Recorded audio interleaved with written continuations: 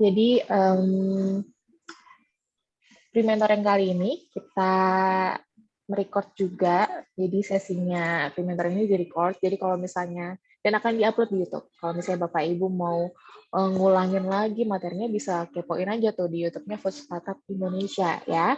Terus kalau pengen juga masuk YouTube silakan di open cam mungkin supaya wajah cantik dan tampannya tuh bisa terpampang dengan jelas di YouTube ya. Tergantung keberuntungan sih, karena kemungkinan karena yang pesertanya banyak, jadi mungkin hanya di slide pertamanya Mbak Chandra aja yang ke-record nih. Oke. Nah, tema untuk siang hari ini itu tentang valuasi ya. Yang akan dibawakan oleh Pak Hendrik Vincent. Kita sambil menunggu. Mbak Maya. Gimana? Pak Henry sudah hadir di room. Oh, Bapak Henry sudah hadir. Halo, selamat siang Bapak. Halo, selamat siang. Gimana kabarnya Pak? Sehat? Baik, sehat-sehat. Masih semangat dan siap buat sharing ya di Siap. Fremantle siang ini. Oke. Nah, tapi mungkin sebelum Pak Henry melanjutkan sharingnya untuk siang hari ini, saya mau mengingatkan Bapak Ibu sekalian kalau misalnya Food Startup Indonesia ini pendaftarannya masih sampai tanggal 25 April. So, masih punya banyak waktu untuk dipelajari apa aja persyaratan yang perlu dilengkapi untuk bisa ikut Food Startup Indonesia ini, gitu ya. Nah, saya pengen kenalin juga Pak Henry Vincent ini adalah CEO dari BeShare. BeShare itu apa?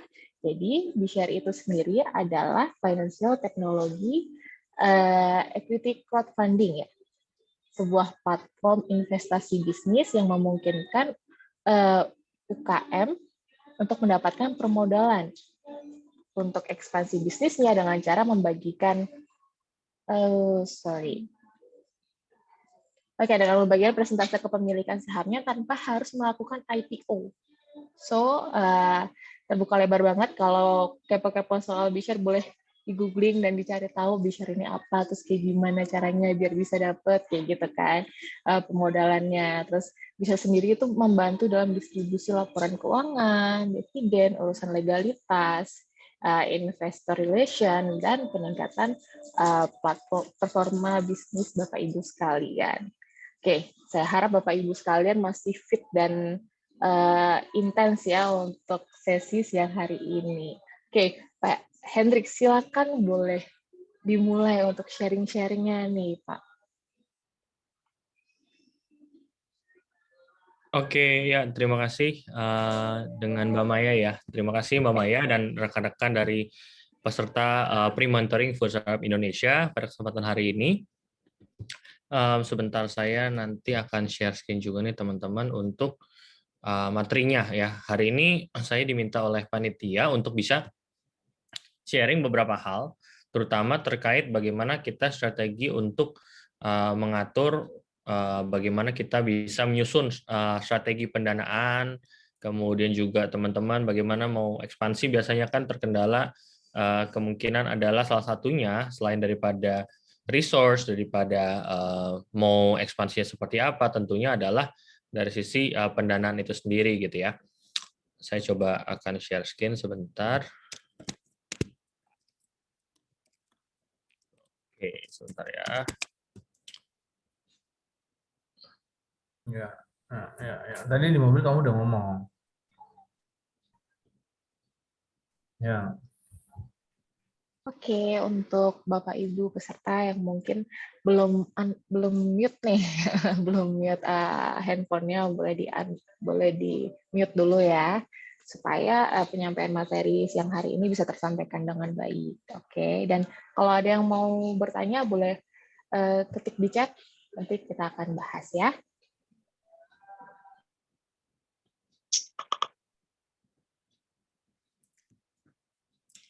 Oke, sebelumnya selamat siang rekan-rekan sekalian. Nah, tadi seperti yang saya sudah sampaikan gitu ya, hari ini saya akan membahas nih teman-teman untuk bagaimana mengetahui tentang valuasi perusahaan, dan terutama yang lebih penting adalah bagaimana kita menyusun rencana untuk pembiayaan bisnis teman-teman gitu ya, pendanaan untuk bisa ekspansi dengan lebih pesat gitu ya. Nah ini mostly mungkin adalah teman-teman pelaku bisnis F&B ya, dari food service ataupun dari food manufacture gitu ya. Silahkan teman-teman kalau mau komen-komen di sini bisnisnya di bidang apa gitu ya, supaya nanti saya juga bisa tahu nih kira-kira teman-teman ini kira-kira rencana ekspansi seperti apa kayak gitu ya. Jadi bisa saling kenalan juga atau sama lain. Silahkan mau di komen-komen gitu ya. Nah, sebelum kita masuk ke materinya, saya izin memperkenalkan diri dulu, teman-teman. Perkenalkan, saya Hendrik Vincent, founder dan CEO dari B-Share, sebuah platform securities crowdfunding yang sudah berizin di OJK. Saya juga saat ini menjabat sebagai Wakil Ketua Umum di Asosiasi Layanan Urun Dana Indonesia atau ALUDI. Ini adalah asosiasi resmi yang ditunjuk oleh OJK untuk bisa menaungi platform securities crowdfunding ataupun urun dana ini sendiri. Di tahun 2020 sempat mendapatkan penghargaan sebagai salah satu peraih Forbes 30 Under 30 di Forbes Indonesia, dan juga mendapat penghargaan dari SWA Indonesia Young Business Leaders Award 2021 gitu ya. Sempat juga belajar di Alibaba, teman-teman, waktu itu ikut berangkat ke sana, Hangzhou di China tahun 2019 bersama dengan beberapa pelaku bisnis juga di Asia Tenggara untuk belajar bagaimana strategi Alibaba waktu itu membangun startup dari kecil gitu ya menjadi raksasa sebesar Alibaba saat ini gitu ya. Sebelum di B-Share juga saya sendiri juga adalah seorang investor, teman-teman, investor di berbagai bisnis, franchise, UKM gitu ya, dan juga di bursa saham. Nah, di sana juga tentunya yang saya bawa juga di sini nanti akan saya sharingkan juga berbagai pengalaman-pengalaman ataupun sharing-sharing yang teman-teman bisa gunakan juga untuk bagaimana nanti menyusun strategi pembiayaan ataupun pendanaan untuk teman-teman sekalian. Nah, ini tadi mungkin dari seperti sounding oleh Mbak Maya gitu ya. Jadi buat teman-teman yang penasaran B-Share ini seperti apa gitu ya. Jadi B-Share ini kita adalah platform investasi bisnis UKM pertama di Indonesia yang memiliki sistem securities crowdfunding dan sudah memiliki izin dari OJK, teman-teman. Jadi kita sejauh ini sudah invest hampir 100 miliar rupiah kepada 70 pelaku bisnis di seluruh Indonesia di berbagai industri tentunya seperti F&B, jasa, agrikultur, pendidikan, dan lain sebagainya, minimarket, retail, dan lain-lain. Kita udah memiliki sekitar 140.000 investor dari Sabang sampai Merauke, dan portfolio kita sudah menghasilkan omset sekitar 141 miliar, teman-teman, dan membagikan dividen sekitar 8 miliar rupiah gitu ya. Nah, ini juga beberapa portfolio daripada B-Share yang sudah kita investasikan, mulai dari dessert cafe gitu ya, seperti Laku Dessert, coffee shop, forestry, flea burger, burger restoran gitu ya, Keruptuki Barbarafi, Sorcelli, Let's Toast punyanya Mas Kaisang Pangarep, Kopiwi punyanya Pak Bondan Maknyus gitu ya, Thai Street, Don Burisha, dan masih banyak lagi. Ini salah satu contohnya aja berbagai brand F&B yang sudah kita investasikan gitu ya. Harapan nanti teman-teman setelah ikut daripada FSI juga bisa untuk kita berkolaborasi, teman-teman, untuk bagaimana pendanaan ini bisa dibantu oleh platform dari B-Share sendiri untuk bisa mencapai goals keuangan ataupun target ekspansi dari bisnis teman-teman semuanya gitu ya. Nah, tapi hari ini saya nggak akan berbicara lebih banyak terkait dengan B-Share, karena hari ini kita akan bahas untuk bagaimana strategi teman-teman menyusun, merancang dulu nih gitu ya, bagaimana ketika saya mau ekspansi nih gitu ya, tapi biasanya butuh modal gitu ya, bagaimana nih strateginya supaya saya bisa mendapatkan permodalan dari lembaga keuangan kah, atau saya mesti ke bank kah, atau pinjam teman kah, atau seperti apa gitu ya. Nanti saya akan coba petakan satu-satu. Oke? Jangan semakin penasaran, teman-teman, kita akan bahas satu persatu ya. Oke, gitu ya. Nah, sekarang kita akan mulai bahas dulu dari funding ekosistemnya sendiri di Indonesia, gitu ya, teman-teman. Nanti kalau teman-teman ada pertanyaan, silahkan langsung bisa dicatat aja. Jadi nanti kita bisa bahas di sesi tanya jawab, gitu ya. Nah, jadi kalau kita bicara data, gitu ya, dari data Kementerian Keuangan, dari Bank Indonesia, ternyata 85% ini UKM di Indonesia, pelaku bisnis kita itu masih menggunakan dana sendiri untuk menjalankan bisnisnya. 7% itu menggunakan pinjaman bank, gitu ya. Kemudian 5%-nya itu menggunakan dana dari teman, keluarga, ataupun 3%-nya dari koperasi, venture capital ataupun crowdfunding. Jadi masih sangat kecil sekali. Gitu. Jadi nah ini mungkin jadi salah satu challenge juga gitu ya buat kita pelaku bisnis. Bagaimana nih supaya kita bisa cepat mendapatkan pendanaan dan juga bisa ekspansi gitu ya. Nah, ini juga ada beberapa hal yang nanti kita akan discuss gitu ya. Dan kalau kita lihat dari perbankan sendiri, di perbankan itu ada justru malah 80% dari dana perbankan itu adalah dana dari perusahaan besar, teman-teman. Mereka taruhnya di perusahaan besar gitu. Sedangkan yang mikro itu masih 6%, yang kecil juga 6%, yang medium itu sekitar 8% gitu ya. Sedangkan 80% dari kredit perbankan masih dikuasai oleh perusahaan besar gitu ya. Bagaimana kita nih pelaku bisnis kecil ini bisa mendapatkan pendanaan gitu ya. Nah, nanti saya akan cerita berbagai macam alternatifnya juga. Tapi kira-kira seperti inilah ekosistem pendanaan di Indonesia, gitu. Karena ketika kita berbicara tentang pendanaan, gitu ya, yang paling penting adalah pertanyaannya ini, teman-teman. Coba kita tanyakan ke diri kita masing-masing, gitu ya. Kenapa sih mesti cari pendanaan, gitu ya? Manfaatnya apa buat kita pelaku bisnis? Apakah kita bisa untuk ekspansi tanpa pendanaan, gitu ya, dengan modal sendiri, misalkan, kemudian dengan ya udah yang penting puterin omset, puterin profit gitu ya, habis itu dapat profit, habis itu digulung lagi. Bisa nggak seperti itu?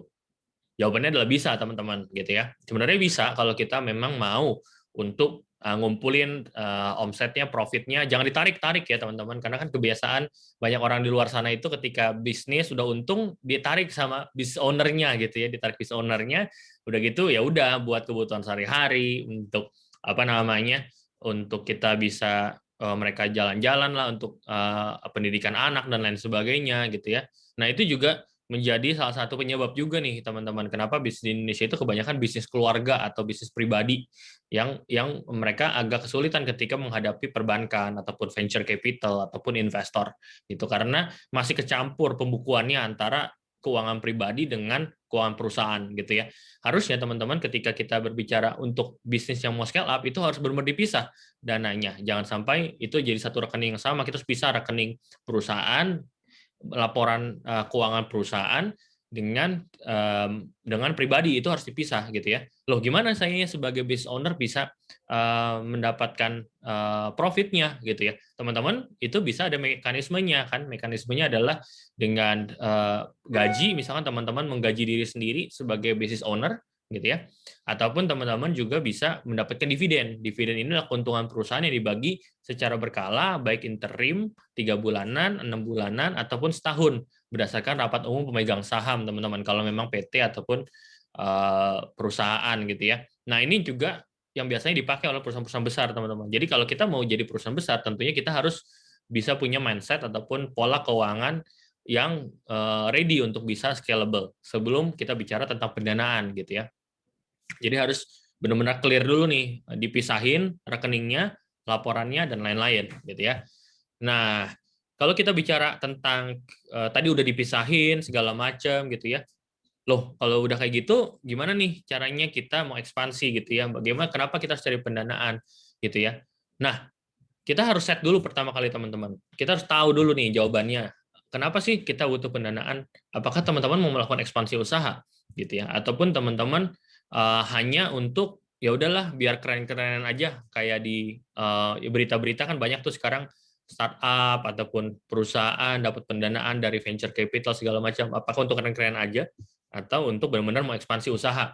Nah, kalau untuk keren-keren aja mendingan jangan teman-teman, karena ya balik lagi ketika kita berhadapan dengan investor ataupun lembaga keuangan, itu pasti ada tanggung jawab dan juga kewajibannya juga gitu ya, yang harus kita jagain juga gitu ya. Jadi teman-teman harus bisa mempersiapkan diri juga. Jadi teman-teman sudah ketahui ini. Teman-teman mau melakukan ekspansi strategi seperti apa? Apakah horizontal expansion, misalkan teman-teman mau untuk menambah produk lini jasa yang baru gitu ya. Ataupun teman-teman mau buka cabang gitu ya. Buka cabang atau mencari segmen pasar yang baru atau menambah sumber pemasukan baru gitu ya. Nah, itu horizontal expansion namanya. Ataupun teman-teman mungkin ada yang kepikir, oh saya mau untuk meningkatin marketing dan brandingnya aja deh. Saya mau boost sales dari existing produk aja, omsetnya saya mau boost saja supaya bisa lebih bagus gitu ya, ataupun saya mau hiring untuk nambah karyawan, tapi untuk produk existing, untuk di vertikal yang sama, itu namanya vertical expansion gitu ya. Dan juga ada juga yang mau untuk R&D dan inovasi. Misalkan teman-teman mau riset nih, oh saya mau bikin produk yang lain daripada yang lain nih, yang bisa men-solving problem daripada customer saya. Misalnya teman-teman punya bisnis kopi gitu, tapi kopi banyak banget gitu ya.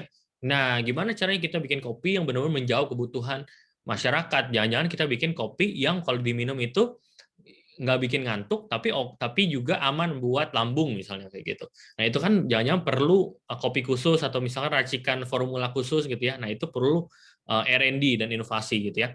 Nah ini tentunya butuh modal juga teman-teman, karena namanya R&D inovasi itu belum tentu berhasil, benar nggak? Gitu ya, belum tentu berhasil. Akhirnya uang udah kepake gitu ya. Jangan sampai itu nggak bisa untuk membayar operasional juga sehari-hari atau modal kerja, nanti habis nih buat modal kerjanya nggak ada gitu ya, karena sibuk dengan inovasi. Nah itu juga bagaimana pengaturan keuangan itu juga penting untuk kita sebagai pebisnis gitu ya teman-teman. Nah nanti saya akan bicara sebenarnya pendanaan jenis apa yang cocok untuk jenis ekspansi seperti apa teman-teman. Nah ketika teman-teman nanti sudah ketahui itu, teman-teman nanti berbeda dengan orang di luar sana yang belum tahu gitu ya, jadi lebih terplanning lah untuk bagaimana strategi ekspansinya gitu ya. Oke, kita lanjut dulu ya teman-teman ya. Oke, nah sekarang bagaimana untuk melakukan strategi untuk persiapan pendanaan ekspansi teman-teman sekalian gitu ya. Wah saya bisnis sudah bagus, sudah lumayan oke, secara market sudah ada gitu ya, omset sudah ada, profit juga oke, tapi saya mau ekspansi nih, kembangin produksinya lebih banyak, atau saya mau buka cabang, mungkin teman-teman yang food service gitu ya. Nah gimana nih strateginya gitu ya. Nah kita mesti petakan dulu teman-teman, untuk ekspansi kita itu butuhnya jangka panjang, jangka menengah, apa jangka pendek gitu ya. Kenapa demikian gitu ya? Karena tadi berbagai kebutuhan-kebutuhan tadi itu berbeda-beda jangka waktu kebutuhannya teman-teman gitu ya. Ketika kita bicara tentang jangka panjang di sini, ini adalah untuk investasi tadi, R&D, business development, pengembangan bisnis yang memang mungkin hasilnya itu nggak langsung dirasakan oleh kita dalam waktu dekat gitu ya. Mungkin tadi kopi yang anti mah itu misalnya tadi contohnya, itu akan benar-benar butuh waktu juga untuk bisa mentarget market orang-orang yang sesuai gitu ya. Nah, itu juga bisa jadi ada potensi kegagalan. Ternyata orang nggak butuh-butuh amat dengan yang namanya kopi anti sakit mah ini gitu ya. Orang kopi-kopi aja, lebih banyak marketnya yang kopi-kopi biasa misalkan. Tapi misalkan teman-teman udah telanjur yang namanya melakukan riset, business development, dan lain-lain. Akhirnya uangnya udah kepake, tapi belum menghasilkan profit. Nah, bayangkan kalau teman-teman menggunakan dana dari pinjaman bank gitu ya, udah pinjam 500 juta gitu ya, jaminin ruko gitu, jaminin rumah, tapi ternyata udah kepake dananya, ternyata belum menghasilkan. Waduh, mesti bayar cicilan tiap bulan gitu ya, dan lain sebagainya. Nah, itu tentunya memberatkan untuk cash flow perusahaan dan juga untuk teman-teman sendiri gitu ya. Nah, makanya kalau jangka panjang ini instrumen yang lebih tepat biasanya berdasarkan pengalaman-pengalaman para pebisnis di luar sana adalah kita juga memanfaatkan namanya equity atau kita sharing saham gitu ya.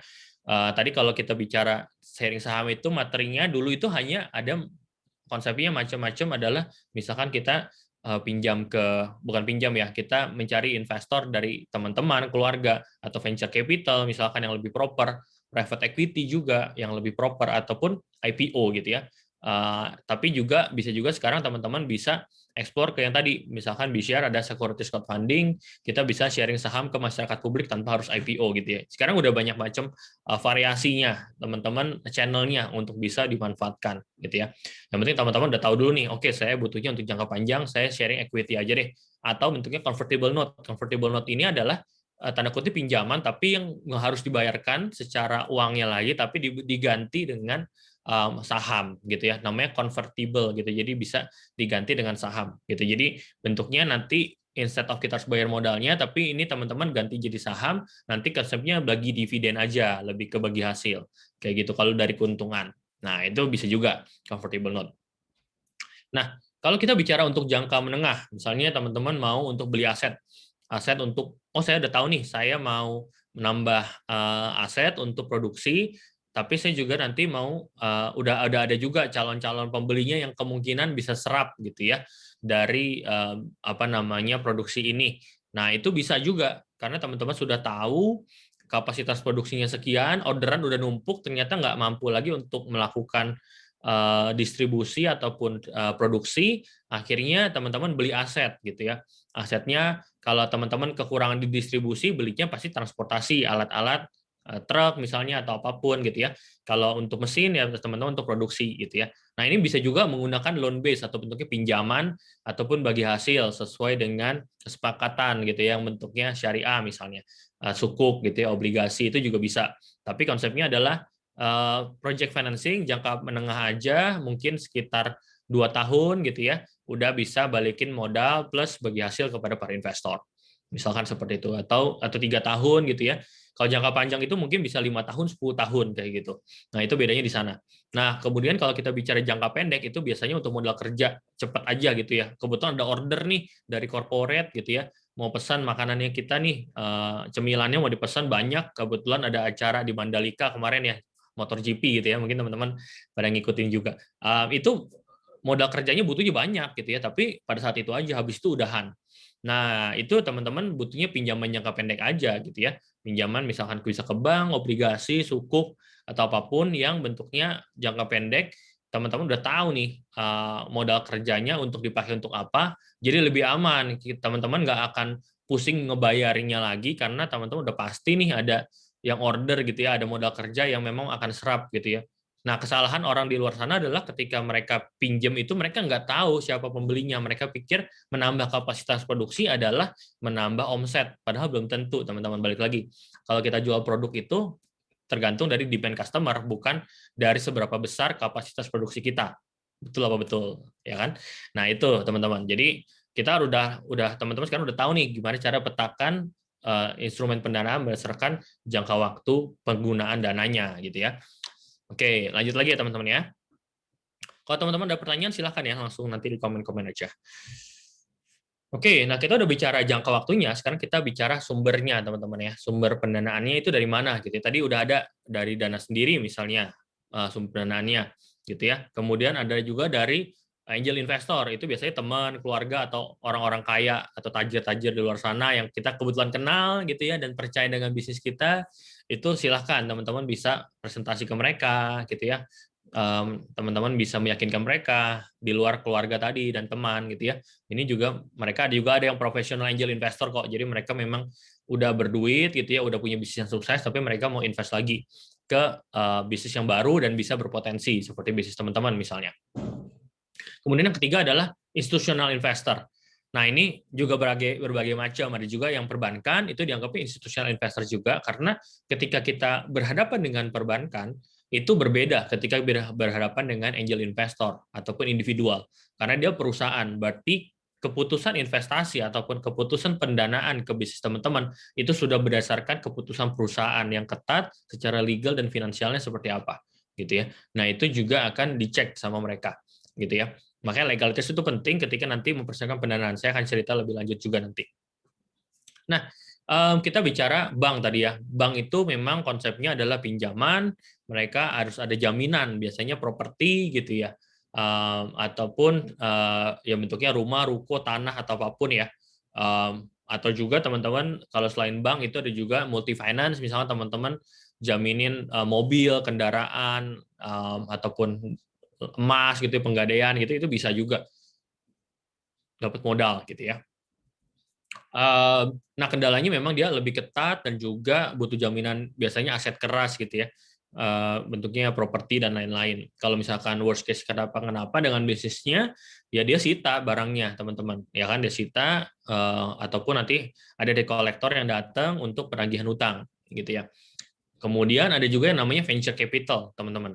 Tadi bank udah, itu biasanya loan. Venture capital itu adalah biasanya mereka adalah perusahaan yang mereka berinvestasi ke perusahaan-perusahaan early stage ataupun yang sudah mature juga bisa gitu ya. Tapi konsepnya adalah dana ini dikumpulin dari high net worth individual tadi, orang-orang kaya tadi. Kalau yang angel investor kita datang langsung ke orang kayanya gitu ya. Kalau venture capital itu mereka sudah punya orang-orang kayanya yang sudah nitipin duit ke si venture capital, istilah gitu, dalam sebuah fund namanya. Nah, mereka si venture capital ini yang bertugas untuk berinvestasi dan melakukan analisis bisnis. Biasanya orang kaya kan malas ngurusin gituan, dia suruh lah si venture capital untuk berinvestasi ke perusahaan teman-teman. Nah, karena dia bentuknya sangat hati-hati juga, karena itu dananya dana limited partnernya dia, ataupun partner yang orang-orang kaya tadi, mereka juga jagain lah, jangan sampai nanti salah investasi. Jadi mereka sangat hati-hati juga ketika mengajukan ataupun berinvestasi ke perusahaan teman-teman. Nah, biasanya kalau venture capital itu masih di tahap yang masih belum terlalu oke secara profitability dan lain segala macam, itu juga mereka bisa masuk karena mereka sifatnya adalah high risk, high return, teman-teman. Mereka berinvestasi biasanya mostly equity, mereka lebih suka invest saham ke perusahaan teman-teman. Jadi teman-teman bisa sharing saham, nanti mereka dapat bagi hasil dari profit atau dividennya, ataupun nanti mereka dapat keuntungan ketika kita IPO atau dibeli sama perusahaan lain gitu ya, perusahaan kita. Nah, bisa jadi seperti itu. Nah, kalau private equity itu kurang lebih mirip dengan si venture capital, tapi private equity ini biasanya modalnya yang saham yang diminta agak lebih gede, dan mereka harus sudah lebih profitable bisnisnya, karena mereka nyari keuntungan yang sudah lebih pasti dibandingkan dengan venture capital yang lebih beresiko tinggi gitu ya. Jadi private equity mereka mungkin pendanaannya cenderung ke seri yang lebih tinggi. Kalau teman-teman tahu kemarin ada seri A, seri B, seri C, private equity mungkin di seri B, seri C yang agak gede gitu ya, atau seri D, E, F gitu ya. Dan juga untuk pendanaan pre-IPO biasanya ada private equity yang memang dananya super gede, jumbo gitu ya, dan mereka mau invest di sana. Kalau di Indonesia yang terkenal mungkin Falcon gitu ya, itu private equity yang invest ke berbagai perusahaan juga di Indonesia. Misalkan teman-teman tahu Tawan, Ichiban Sushi segala macam, mereka ada di invest oleh private equity gitu. Nah, itu contohnya private equity gitu ya. Kalau IPO itu ya pasti bursa efek ya. Kita men-sharing saham ke masyarakat melalui platformnya Bursa Efek Indonesia, ataupun juga obligasi atau sukuk, itu juga ada gitu ya, bentuknya jangka pendek, short term, misalkan setahun 2 tahun, itu silahkan di obligasi atau sukuk gitu ya. Kalau yang saham biasanya di sharing ke publik, dan biasanya memang itu butuh modal yang lumayan, harus ada aset ataupun konsepnya harus ada aset sama omset tertentu untuk bisa IPO itu gitu ya. Bentar, kok ada telepon saya. Ya, baik. Sampai di situ nih Bapak. Sorry, ada telepon tadi saya. Oke, kita lanjut lagi ya, teman-teman. Boleh. Tadi ada telepon. Silakan. Oke, jadi kita lanjut lagi ke fintech nih, teman-teman gitu ya. Nah, kalau di fintech ini kita konsepnya adalah ada 2 pilihan, teman-teman. Peer-to-peer lending kalau kita bicara tentang loan gitu ya. Kalau kita bicara loan base, itu ada peer-to-peer lending yang kita bentuknya pinjaman jangka pendek gitu ya, yang memang ini ya udah dibalikin karena kita janji mau balikin gitu ya. Kalau si securities crowdfunding ini tadi salah satunya B-share, kita bisa sharing saham, obligasi atau sukuk kepada masyarakat di Indonesia gitu ya. Nah, kalau kita bicara tadi adalah pendanaan gitu ya, ternyata ada juga modelnya kemitraan yang kita bisa mendapatkan pendanaan dengan cara bermitra dengan partner lain. Mungkin kita punya expertise-nya, kita punya skill-nya, kita punya network-nya, kita punya produk yang bagus tapi nggak punya modal. Nah, itu kita cari namanya franchisee atau calon mitra yang memang punya kemampuan untuk bisa menghandle bisnisnya ataupun punya dana untuk bisa berpartner dengan kita gitu ya. Dan mereka juga nggak mau coba-coba juga, teman-teman udah punya produk yang bagus, teman-teman udah punya produk yang proven, diterima masyarakat, mereka biasanya lebih suka berpartner. Biasanya ada kontrak franchise-nya untuk bisa menaungi itu semua, teman-teman bisa dapat pendanaan dari sana, ada namanya biaya kemitraan, ada biaya royalti, dan lain-lain yang bisa digunakan untuk pendanaan teman-teman, gitu ya. Nah, itu untuk skema pendanaannya, gitu ya. Sekarang jadi udah lebih paham nih, berbagai macam skemanya yang memang teman-teman bisa pilih, gitu ya. Oke, nah ini tadi yang tadi saya bahas ya. Jadi jenis-jenis pendanaannya itu ada saham, equity. Tadi kita bisa sharing kepemilikan saham kepada masyarakat ataupun kepada investor gitu ya. Sesuai dengan persentase saham. Nanti kita bentuk kewajiban adalah kita sebagai dividen dan lain-lain kepada para investor gitu ya.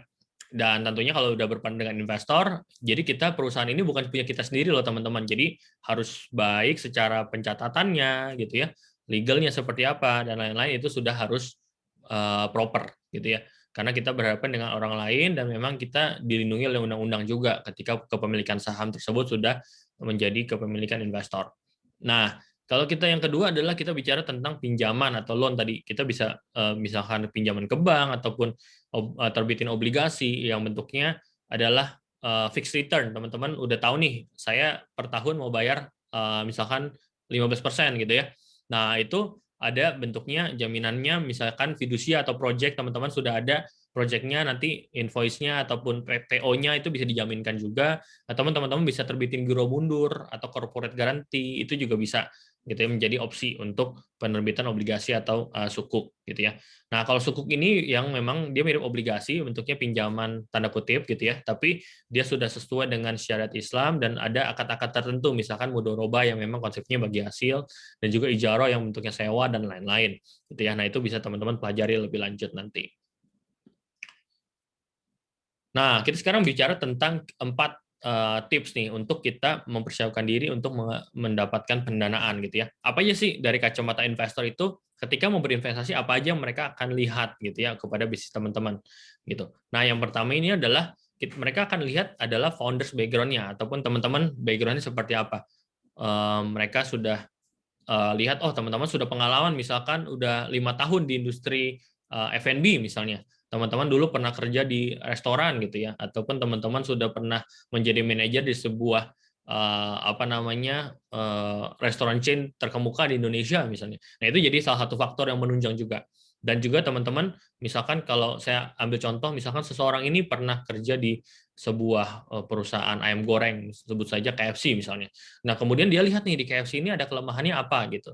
Nah, dia bikin bahwa, oke, saya udah tahu kelemahannya di KFC ini, terus kemudian saya mau bikin ayam goreng saya sendiri yang dengan namanya yang berbeda gitu ya, tapi dengan saya tahu nih bahwa KFC itu kekurangannya adalah ayamnya terlalu crispy misalnya. Saya bikinnya agak soft gitu ya, dan juga mungkin saya bakar ayamnya gitu ya. Nah, konsepnya kayak gitu. Nah, jadi begitu investor melihat itu, oh saya suka nih gitu ya, karena foundersnya udah punya pengalaman, udah punya inovasi, udah punya visi gitu ya, yang bisa membuat ini scalable juga karena udah pengalaman di sebelumnya. Itu juga membantu gitu ya. Yang kedua adalah yang namanya product market fit, teman-teman. Jadi ketika kita melakukan inovasi, teman-teman, ataupun membuat sebuah bisnis apapun gitu ya, F&B misalnya, itu teman-teman sudah lihat udah ada pembelinya belum gitu ya. Produknya disukai oleh masyarakat atau enggak gitu ya. Ataupun itu sebenarnya teman-teman baru kayaknya disukai orang nih, tapi belum terbukti. Nah, itu investor juga akan melihat itu. Kalau terbukti itu cara lihatnya gimana? Adalah orang yang sama itu bisa repeat order terus gitu ya. Berarti itu namanya product market fit sudah tercipta. Orang udah suka sama produknya dan beli-beli terus walaupun dia bukan di diskon. Kadang-kadang ada orang yang beli terus karena diskon, teman-teman, banting harga gitu ya. Nah, ya murah dan orang suka diskon, tapi apakah memang ketika diskonnya sudah nggak ada, teman-teman akan tetap pakai? Itu kan pertanyaannya gitu ya. Yang ketiga adalah market size. Seberapa besar marketnya yang ada yang akan membeli produk dan jasanya teman-teman, gitu ya. Kalau kita bicara market size di Indonesia, jumlah penduduk Indonesia pasti besar, gitu ya. Nah, tapi apakah memang itu sesuai? Karena nggak semua orang jadi target market kita, kan? Benar nggak? Jadi ada juga yang target marketnya itu remaja, usia misalkan 20-30 tahun, gitu ya. Nah, itu aja, karena memang gayanya mungkin produk kita adalah boba-boba kekinian gitu ya, memang cocoknya buat anak muda. Orang-orang tua mungkin atau senior biasanya mereka lebih suka yang makanan restoran gitu ya. Nah, itu beda-beda. Jadi memang kita harus menemukan sesuai dengan target market kita gitu ya. Nah, biasanya mereka melihat itu, dan apakah ini investor ini akan melihat apakah produk kita ini banyak diminati orang gitu ya, dan bisa bertumbuh dengan lebih pesat kalau saya kasih uang ini gitu. Nah, itu dia. Kemudian yang keempat adalah apakah teman-teman sudah memiliki badan hukum yang jelas secara legal dan juga finansial yang baik gitu ya, secara historical profitnya seperti apa, omsetnya seperti apa. Kalau belum profit, bagaimana kita bisa membuat ke depannya ada plan untuk bisa mencapai profit seperti apa gitu. Itu kan dilihat semuanya gitu ya. Tapi yang kenapa saya tulis ini legal itu nomor 4 gitu ya, karena yang paling penting itu 1 2 3 dulu gitu ya. Karena kalau 1 2 3 sudah oke, misalkan teman-teman belum ada PT, itu bisa dibuatkan PT gitu ya. Yang penting investor sudah tertarik dulu dengan yang tadi 1 2 3 dan finansialnya sudah oke gitu ya. Legal itu banyak yang bilang, oh saya belum PT, gimana caranya? Nggak apa-apa, PT itu adalah kunci untuk bisa eksekusi dengan lebih mudah gitu, karena sudah ada strukturnya, badan hukumnya gitu ya. Tapi kalau belum punya, yang penting bisnisnya potensial, silahkan bisa obrolin sama investornya kayak gitu. Oke, kita lanjut lagi. Set. Nah, oke. Nah, kita udah mulai nih, udah tahu nih teman-teman, udah rancang semua plannya, udah tahu bentuk-bentuk pendanaan. Sekarang kita masuk ke persiapan pendanaan gitu ya, how-nya. Kita akan bicara tentang bagaimana kita mempersiapkan pendanaan, apa yang mesti disiapin. Yang pertama ada investment deck, teman-teman. Kita mesti siapin proper investment deck, yaitu adalah bukan company profile, teman-teman, tapi memang suatu presentasi yang disiapkan khusus untuk investor, gitu ya. Jadi memang ada beberapa kriteria atau list poin-poin yang memang investor tuh mau lihat gitu. Jangan sampai itu nggak ada. Kebanyakan orang ada di luar sana yang nggak ngerti. Mereka ya udah, saya perusahaannya ini gitu ya. Dijelasin sejarah berdirinya, dijelasin juga saya berdiri ini karena apa saya menjalankan ini, dikasih tahu semuanya gitu ya, sampai produk-produknya. Udah gitu. Nah, itu investor cuma tahu doang, tapi investor nggak menggambarkan apapun gitu ya. Itu cuma menjelaskan tentang company profile. Investor tuh nggak butuh company profile, teman-teman. Mereka butuhnya investment deck. Poin-poin penting apa aja yang ketika mereka pengen ketahui itu ada di sana. Gitu ya.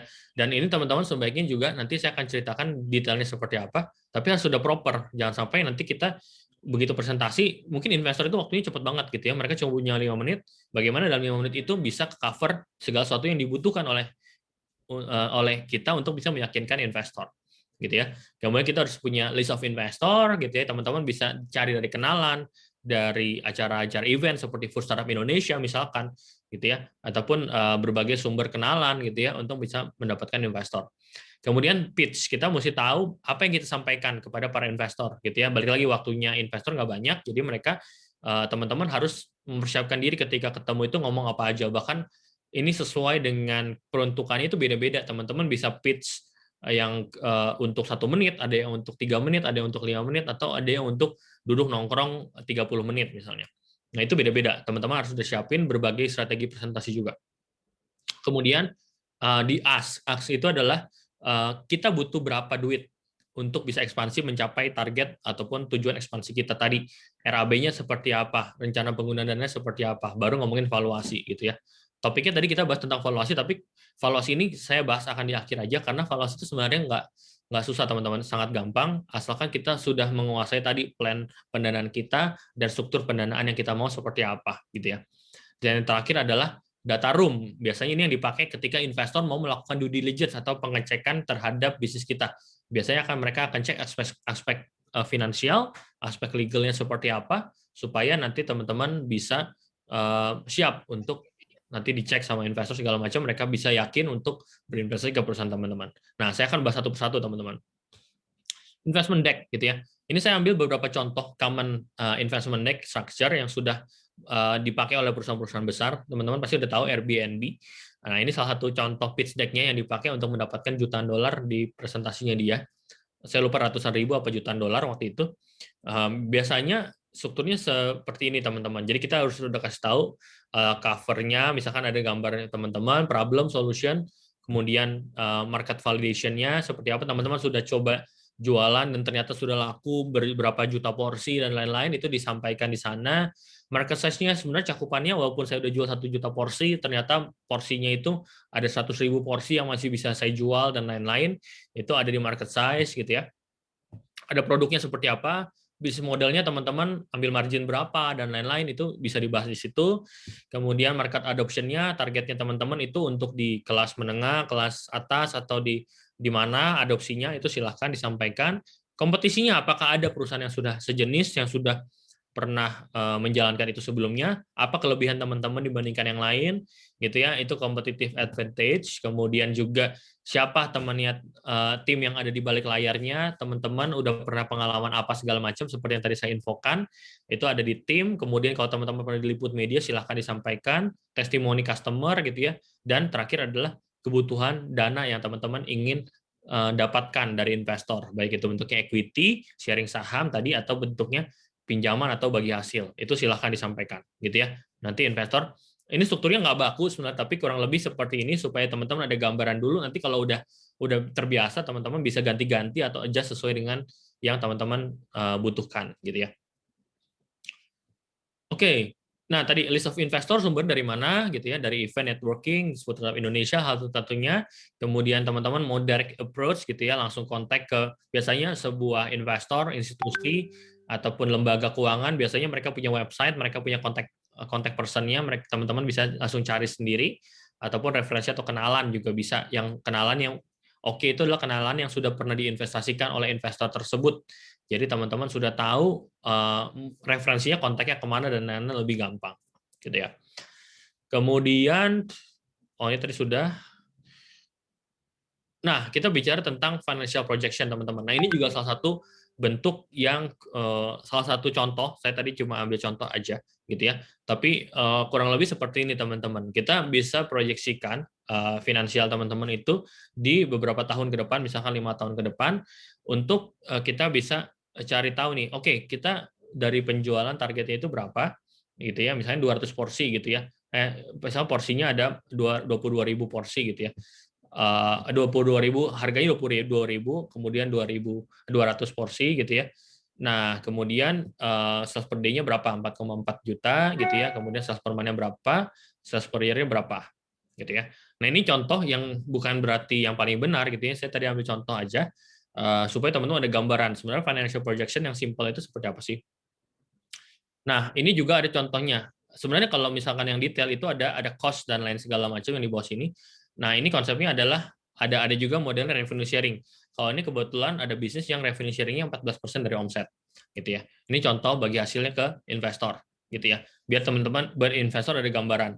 Nah, sebenarnya kalau misalkan teman-teman baginya dari profit, itu biasanya sini ada cost dulu nih. Ada cost, ada biaya-biaya operasional segala macam itu dipetakan dalam bentuk financial projection. Kebetulan saya ambil yang bentuknya revenue sharing, jadi di sini biar gampang ambil dari omset, gitu ya. Nah, habis itu bagi hasil ke investor udah ada, gitu ya. Kemudian nanti berapa segala macam, gitu ya. Kemudian ada payback period dan ROI. Nah, ini simple financial projection aja, yang nanti teman-teman sebenarnya harus detailin, gitu ya. Detailin dari mana, gitu ya. Detail ini adalah tadi di sini ada biaya-biaya yang masih ada, gitu ya. Kemudian juga di sini ada tadi kan ada sales-nya, kemudian ada harga per produknya gitu ya. Kemudian ini kebetulan dijual satu produk aja misalkan jadi 200 piece gitu ya misalnya. Nah, ini teman-teman harus bisa ada dasarnya. Kebanyakan orang di luar sana itu ya udah saya omsetnya salesnya sekian gitu ya. Tapi nggak ada dasarnya. Dasarnya adalah penjualannya berapa gitu ya. Harga penjualannya berapa, average orang beli itu berapa. Nah, ini yang penting nih teman-teman. Kita harus tahu nih sebenarnya begitu ditanya sama investor, omset segitu itu kamu jualan berapa banyak porsi gitu. Itu yang paling penting harus tahu gitu ya. Dengan kalau kita meningkatkan supaya omset 3 miliar, apakah cost kita bertambah besar gitu ya. Nah, itu akan kelihatan di sana gitu. Di sini kan omsetnya 3 miliar gitu ya. Nah, bagaimana nih omset 3 miliar ini apakah sama cost-nya dengan omset 1 tahun yang 1,5 miliar? Tentunya beda gitu ya. Ada biaya-biaya yang lebih besar. Nah, itu biasanya disampaikan dalam bentuk cost gitu ya. Di bawah sini ada operational cost, ada biaya listrik, biaya porsi, biaya COGS dan segala macam. Itu bisa disampaikan di sana. Gitu ya. Nanti teman-teman bisa investor jadi tahu nih, oh dalam waktu berapa tahun saya balik modal berapa persen, ROI-nya, return of investment-nya, balik modal berapa lama. Gitu ya. Nah, ini contohnya aja. Nanti teman-teman bisa pelajari lagi lebih detail untuk breakdown-nya segala macam. Tapi yang penting yang saya mau sampaikan adalah harus ada dasarnya dari perhitungan sales dan juga cost yang ada. Cost-nya itu misalkan cost-nya adalah biaya karyawan gitu ya. Cost-nya meningkat 10%. Nah, kebanyakan orang cuma ditarik aja pakai Excel gitu 10% seret gitu ya. Tapi nggak tahu nih nambah berapa karyawan gitu. Kemudian efektivitas karyawan ini kerjanya untuk berapa table gitu ya. Misalkan bentuknya adalah food service yang bentuknya adalah dia akan serving meja gitu ya. Berapa meja gitu ya. Terus kita mesti hitung juga sebenarnya revenue per kursi itu berapa gitu ya, per orang itu berapa, orang-orang akan muter berapa kali di restoran kita untuk switch pelanggan kayak gitu-gitu. Nah, itu mesti sedetail itu teman-teman ketika kita membuat financial projection gitu ya. Nah, yang terakhir kita akan bahas tentang baru ke valuasi bisnis. Tadi teman-teman sudah tahu bagaimana merancang strateginya, kemudian juga bagaimana kita menyusun keuangannya seperti apa, laporan keuangan seperti apa. Sekarang kita akan bicara tentang valuasi gitu ya. Saya taruh di terakhir karena ya sebenarnya ini adalah salah satu bentuk yang sangat tidak terlalu baku gitu ya valuasi itu. Karena valuasi itu sebenarnya adalah kesepakatan antara sama kayak ketika kita beli barang teman-teman, tapi barangnya dijual adalah bisnis. Ketika kita mau beli sebuah kopi, misalkan nih ada Bu Anissa, namanya Mesra Kopi gitu ya, dia jual kopinya misalkan 18.000 gitu ya, orang beli karena sudah merasa itu fair value gitu ya. Nah bedanya adalah ini adalah aset ataupun perusahaan. Yang dilihat ada beberapa hal sebenarnya, dari manajemen tim gitu ya, siapa orang di balik layarnya, kenapa bisnis ini bisa sukses kalau dijalankan oleh dia gitu ya. Contohnya bayangkan kalau sekarang kita bicara perusahaan gitu ya. Contohnya adalah yang udah gede deh perusahaan apa ya di Indonesia, misalkan Solaria gitu ya, atau Bakmi Gajah Mada, teman-teman mungkin udah tahu, atau misalkan restoran KFC gitu yang tadi contohnya. Itu contohnya mereka sudah sukses menjalankan itu dan dia bikin perusahaan baru gitu ya. Solaria ternyata anaknya dia pecah kongsi, contohnya bikin perusahaan baru. Solaria juga mirip Solaria gitu ya. Tapi itu mereka pasti nggak mungkin mulai dari nol karena sudah punya pengalaman manajemen Solaria sebelumnya contohnya. Nah itu berarti harganya juga berbeda dengan yang kita beruji coba gitu ya. Jadi founders dan co-founders background itu juga penting menentukan harga daripada perusahaan. Prospek pasar gitu ya. Saat ini misalkan prospek perusahaan kesehatan itu sudah cukup besar gitu ya dibandingkan sebelum pandemi. Karena sebelum pandemi bisnis kesehatan ya udahlah gitu aja, apotek gitu ya, ataupun misalkan produksi obat gitu-gitu oke lah gitu ya. Tapi nggak sebesar sekarang gitu ya karena demand-nya sudah menjadi sangat tinggi. Bagaimana teman-teman kalau ada yang bisnisnya adalah makanan sehat misalnya, itu demand-nya udah juga jadi sangat tinggi karena orang sudah aware terhadap kesehatan lebih daripada zaman sebelum pandemi misalnya.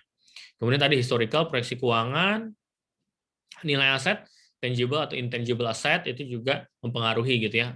Tangible itu misalkan aset-aset seperti alat-alat, mesin-mesin gitu. Intangible itu kayak goodwill ataupun brand exposure dan lain-lain. Itu menentukan juga.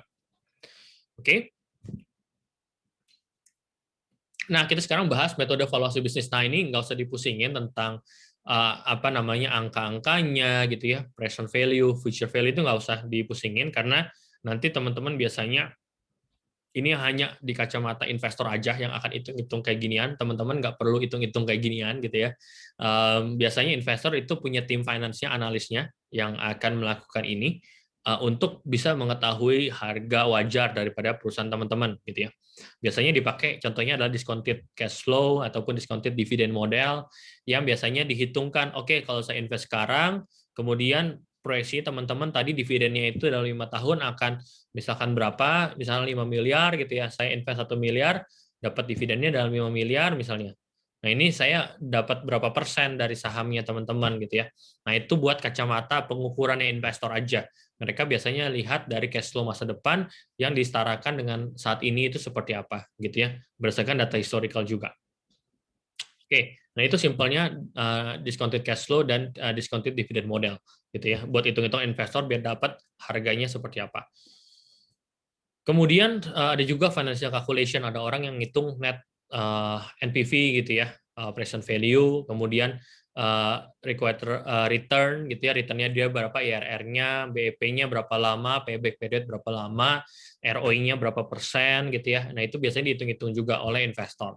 Tapi teman-teman nggak usah pusingin, cukup tahu aja bahwa oh ya udah balik modalnya berapa. Jadi kita punya pikirin, oh kalau kita ngasih investor itu berapa persen saham, misalnya 25% saham, dia balik modalnya berapa lama ya estimasi.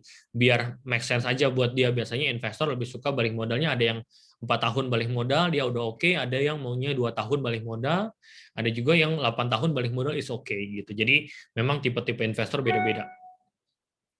Kemudian juga ada matrix multiplier gitu ya. Nah ini metode valuasi yang digunakan biasanya berdasarkan matrix yang biasa dipakai. Kalau misalkan perusahaan F&B biasanya bisa jadi adalah omset gitu ya. Misalnya omset transaksi penjualan yang sudah terjadi selama setahun itu dikalikan. Misalkan pengali omsetnya adalah 2 kali gitu ya. Jadi omset kita 1 miliar gitu ya. Misalkan kemudian pengalinya misalkan 2 kali omset, 5 kali omset 5 miliar gitu ya. Nah, teman-teman, atau misalnya 4 miliar gitu ya. Nah, itu valuasi perusahaan teman-teman adalah pengali dari suatu faktor matriks yang disepakati, misalkan omset tadi ya.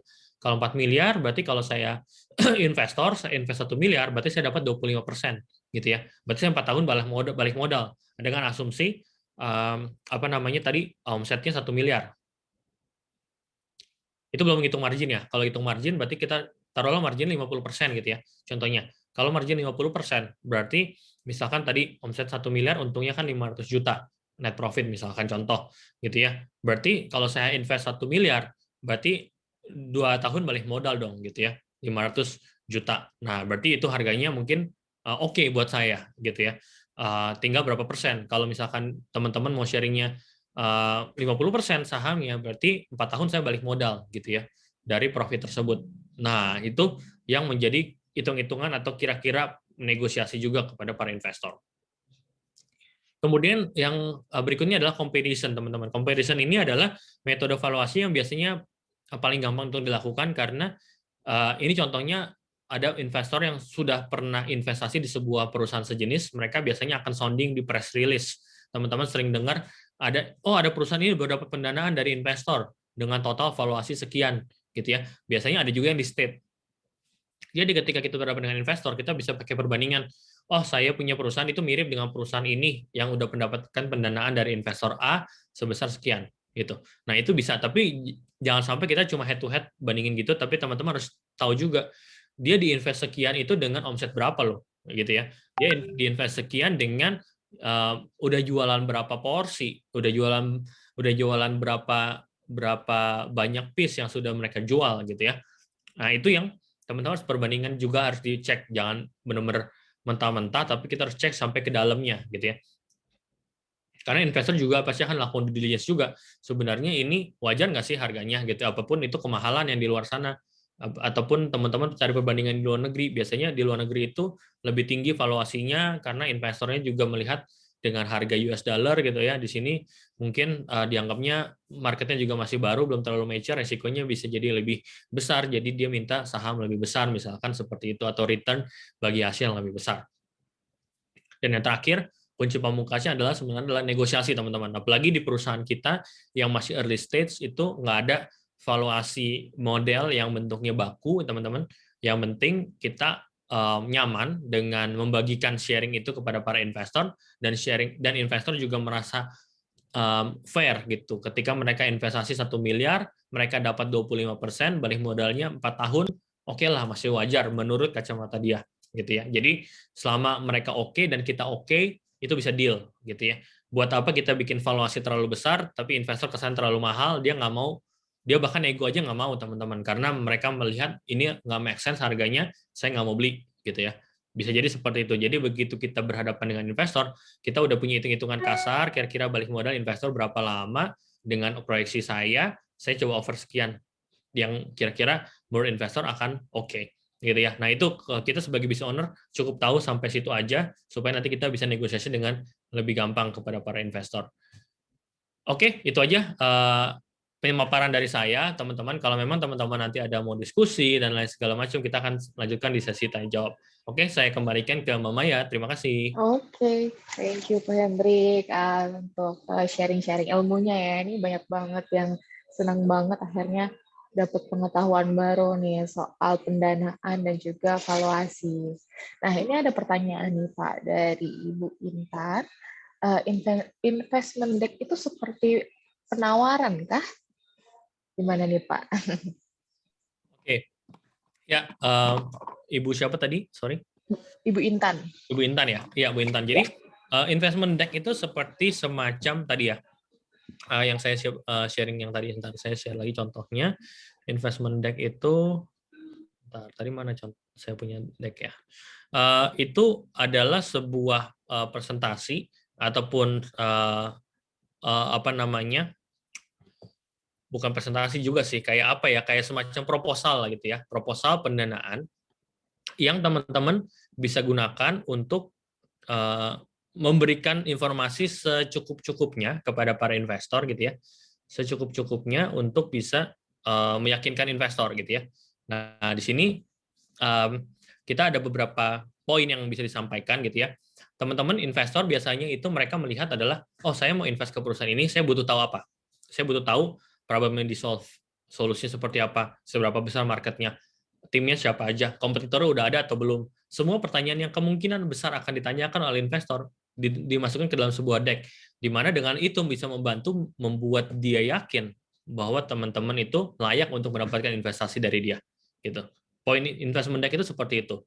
Jadi teman-teman harus pikirin, mungkin ini ada semacam apa namanya contekan yang sudah biasa umumnya di sana, di luar sana seperti apa, teman-teman bisa ikutin untuk awal gitu ya. Tinggal diikutin aja poin-poin ini biar teman-teman ada gambaran tadi. Lebih gampang gitu ya ketika investor mau nanya apa, teman-teman udah siapin, jangan nanti begitu mereka nanya teman-teman nggak ada datanya gitu ya. Mereka nanya, kamu sehari bisa jualan berapa banyak gitu ya. Oke, kamu bisa omsetnya berapa, jualannya berapa banyak gitu ya. Terus kemudian COGS-nya berapa. Nah, itu kan harus kata-kata poin-poin yang ada di finansial dan itu luar kepala, misalkan kayak gitu. Atau teman-teman ditanya market size-nya di Indonesia itu untuk makanan sehat yang kamu jual itu ada berapa besar ya gitu ya. Dan target kamu untuk bisa mencapai berapa persen daripada market tersebut. Nah, itu ada di market size, teman-teman, gitu ya. Nah, ini ada pertanyaan-pertanyaan umum yang kayak contekannya gitulah teman-teman. Jadi tinggal disiapin aja. Investor kemungkinan besar akan nanyanya kurang lebih itu kok gitu. Jadi dengan gitu kita bisa meyakinkan investor dengan lebih mudah gitu. Kira-kira gitu. Oke, thank you. Nah, ini ada Pak Bambang yang resen. Mungkin sebelum saya lanjutkan ke pertanyaan yang ada di chat, mungkin Pak Bambang boleh unmute dulu dan bertanya langsung nih ke Pak Hendrik. Iya, halo Kak. Ya, halo. Ya, sorry Kak, saya resen soalnya kan agak panjang jadi agak susah saya Bambang. ketik di chat. Jadi saya ada contoh kasus yang saya alami sendiri. Saya Bambang dari Makassar Kak. Jadi kemarin di tahun 2021 kemarin saya membangun usaha Freshmart karena saya mengambil contekan dari Bogor. Jadi kita bangun usaha Freshmart yang menjual aneka bumbu, sayur, bahan dapur yang fresh di ruko. Kemudian saya menggunakan teman-teman saya 5 orang untuk menjadi investor. Jadi modalnya itu sekitar 50 juta saya pakai. Jadi per orang itu saya ambil 10 juta dengan perjanjian-perjanjian tertentu yang kami bikin. Hanya saja setelah berjalan 6 bulan, bisnis itu saya melihat bisnis itu agak kurang menguntungkan karena ada gali lubang tutup lubangnya begitu. Jadi memang ada pemasukan, ada keuntungan, tapi tertutup di bahan-bahan baku yang busuk. Nah, jadi setelah 6 bulan itu, bulan ke-7 itu kita putuskan untuk merubah sistem bisnis kita menjadi industri pengolahan produk, pembuatan produk. Hanya saja yang menjadi kendala saya saat ini saya belum pernah membagikan dividen kepada teman-teman investor yang berinvestasi di saya dikarenakan kondisi usaha yang lagi kita manuver ke bagian produk. Nah, saya mau tahu dong, artinya apa yang bisa saya sampaikan kepada investor-investor agar mengerti bahwa saya belum bisa membagikan dividen karena memang keadaannya kita lagi manuver ke pengalihan supaya kita tidak malah tidak tutup. Jadi kita ingin membuat sehingga bisa untung dan berjangka panjang. Seperti itu, Pak. Oke, ya. Terima kasih Pak Bambang pertanyaannya. Nah, jadi memang apa namanya tadi keren banget ya Pak Bambang sudah mulai action gitu ya, udah mulai punya bisnis dan sudah diinvestasikan oleh teman-teman sendiri gitu ya, yang bisa tadi saya sebutkan itu angel investor lah ya. Teman-teman yang mau invest ke perusahaannya Pak Bambang gitu ya. Nah, memang ketika kita berbicara tentang investor gitu ya, baik itu keluarga, teman ataupun saudara gitu ya. Tadi Pak Bambang udah sampaikan juga ada perjanjian gitu ya. Memang betul, memang harus ada perjanjiannya Pak. Memang perjanjian itu sudah harus jelas gitu ya. Misalkan apakah bentuknya PT? Kalau Pak Bambang ada PT belum ya atau CV? CV Pak. CV ya. Oke. Iya. Nah, itu yang penting sudah ada setoran modal berapa dan persentasenya sahamnya berapa gitu ya di sana. Jadi sebenarnya sudah ada jelas tuh hak dan kewajibannya untuk masing-masing investor gitu ya. Mereka punya berapa persen saham dan lain-lain. Nah, ketika kita bicara tentang bisnis itu juga harus disampaikan di awal bahwa memang tadi mungkin Pak Baman juga disampaikan di awal gitu ya bahwa bisnis ini ada resikonya gitu ya. Jadi nggak bilang bahwa bisnis pasti untung nih gitu ya. Nah, kendalanya di luar sana itu orang ketika kita mau cari investor itu kita bilang, bisnisnya pasti untung, anti rugi gitu ya. Nah, justru itu malah jadi bumerang buat kita kalau memang ngomong seperti itu gitu ya. Kalau kita bicara bisnis kan pasti ada untung rugi dan enak, dan di bisnis itu untung rugi tanggung bersama gitu ya, sesuai persentase saham.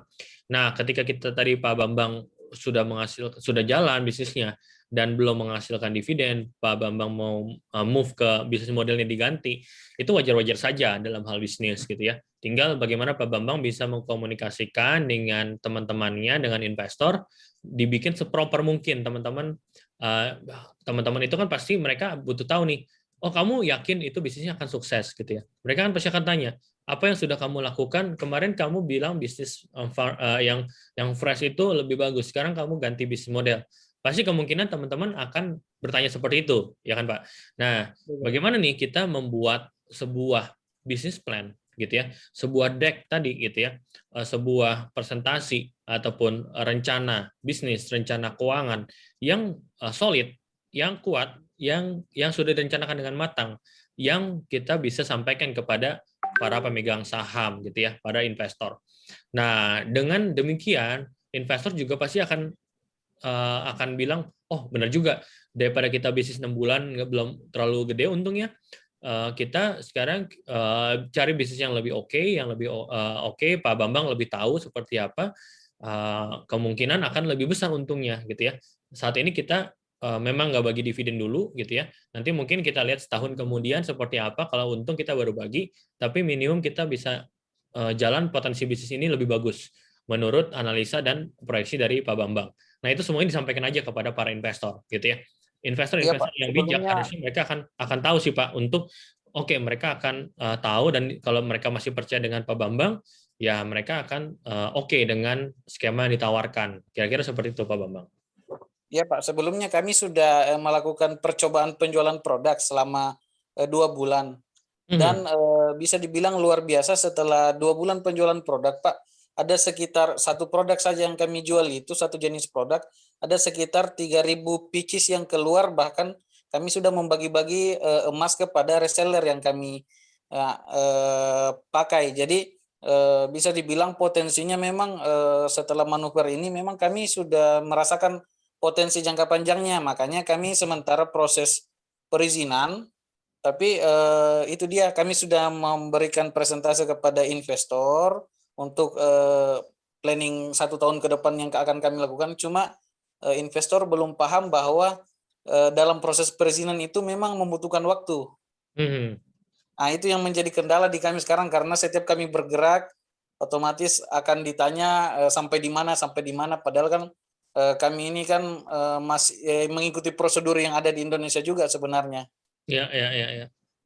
Oke Pak, nah itu memang kan kita ketika berbicara dengan investor itu mungkin pengetahuannya berbeda-beda Pak gitu ya. Kalau memang investor profesional, mereka sudah tahu lah tentang resiko, tentang proses bisnis gitu ya. Tapi kan tadi Pak Bambang sounding juga, nggak semua investor itu mengerti hal tersebut. Mereka butuh edukasi tambahan, mereka butuh bukti, mereka butuh hasil, mereka butuh pengertian. Mungkin Pak Bambang yang lebih tahu secara kekeluargaankah lebih bagus atau seperti apa gitu ya. Tapi tadi Pak Bambang sudah berpegang pada perjanjian, itu dijadikan patokan aja di awal gitu ya, dan memang terus dipegang teguh berdasarkan perjanjian dan undang-undang. Kalau memang udah ada PT atau CV, digunakan itu sebagai landasan gitu ya. Dan biasanya kalau kita bicara investor yang kemungkinan mereka akhirnya berbeda pandangan di tengah jalan, salah satu solusinya adalah buyback Pak gitu. Itu juga bisa dilakukan kalau Pak Bambang ada investor lain atau ada keluarga yang mau beli balik sahamnya gitu ya,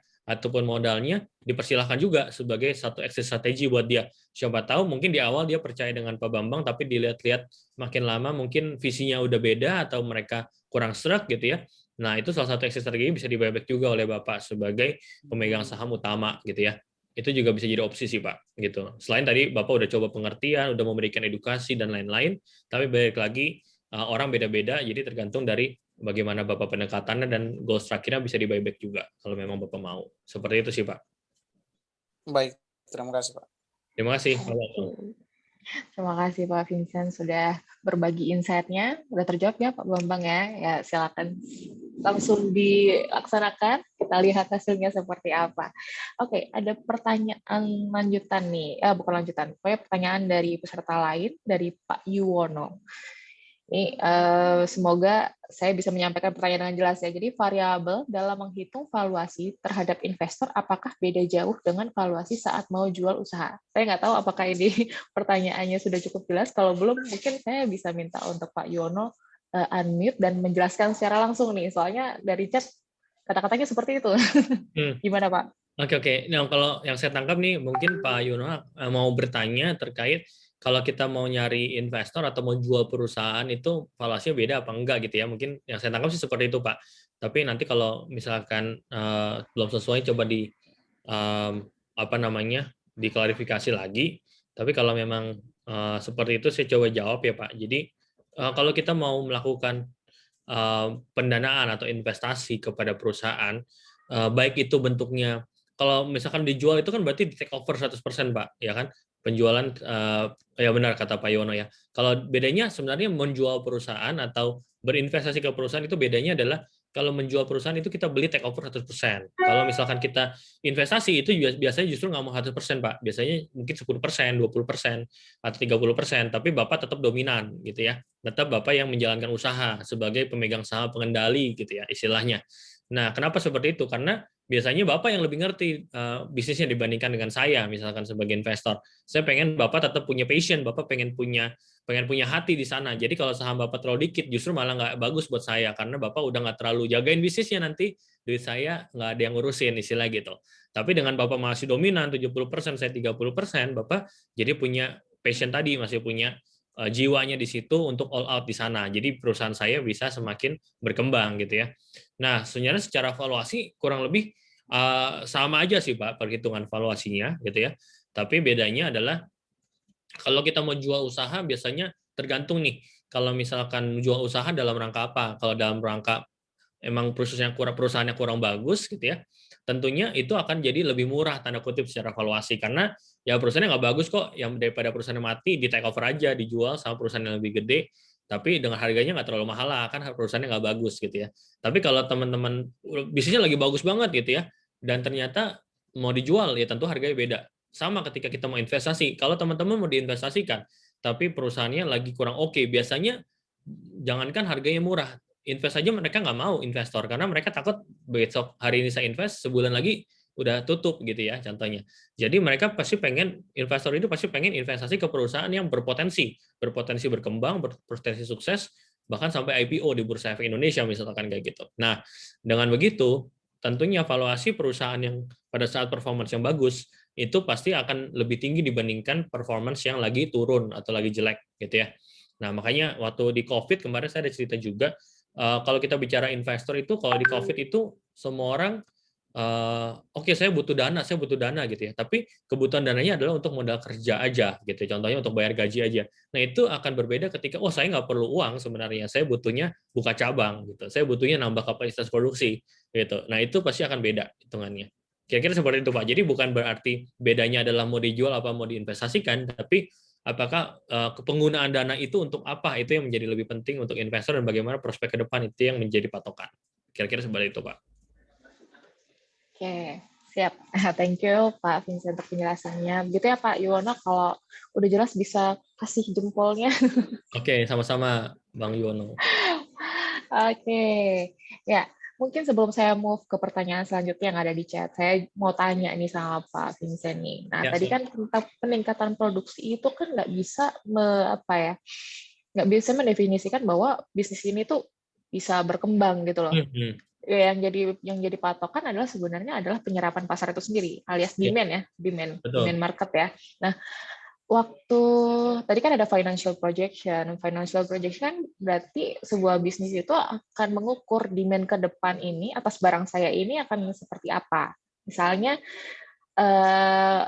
mereka menambahkan 10%, 10%, 10% setiap bulan kayak gitu. Nah, Ya. yang jadi pertanyaan saya, apakah ada apa ya dari kacamata investor atau calon pendana itu apakah ada apa ya kayak sesi dalam due diligence itu memastikan bahwa data demand yang diberikan sama si bisnis ini dalam financial projection-nya itu tuh valid gitu. Itu sih. Ya, nah ini beda-beda sih setiap investor ya, Mbak Maya. Tapi kurang lebih investor yang teliti gitu ya, mereka akan mempertanyakan ini. Apalagi misalkan investasinya adalah jumlahnya juga nggak kecil, mungkin ratusan juta, miliaran gitu ya.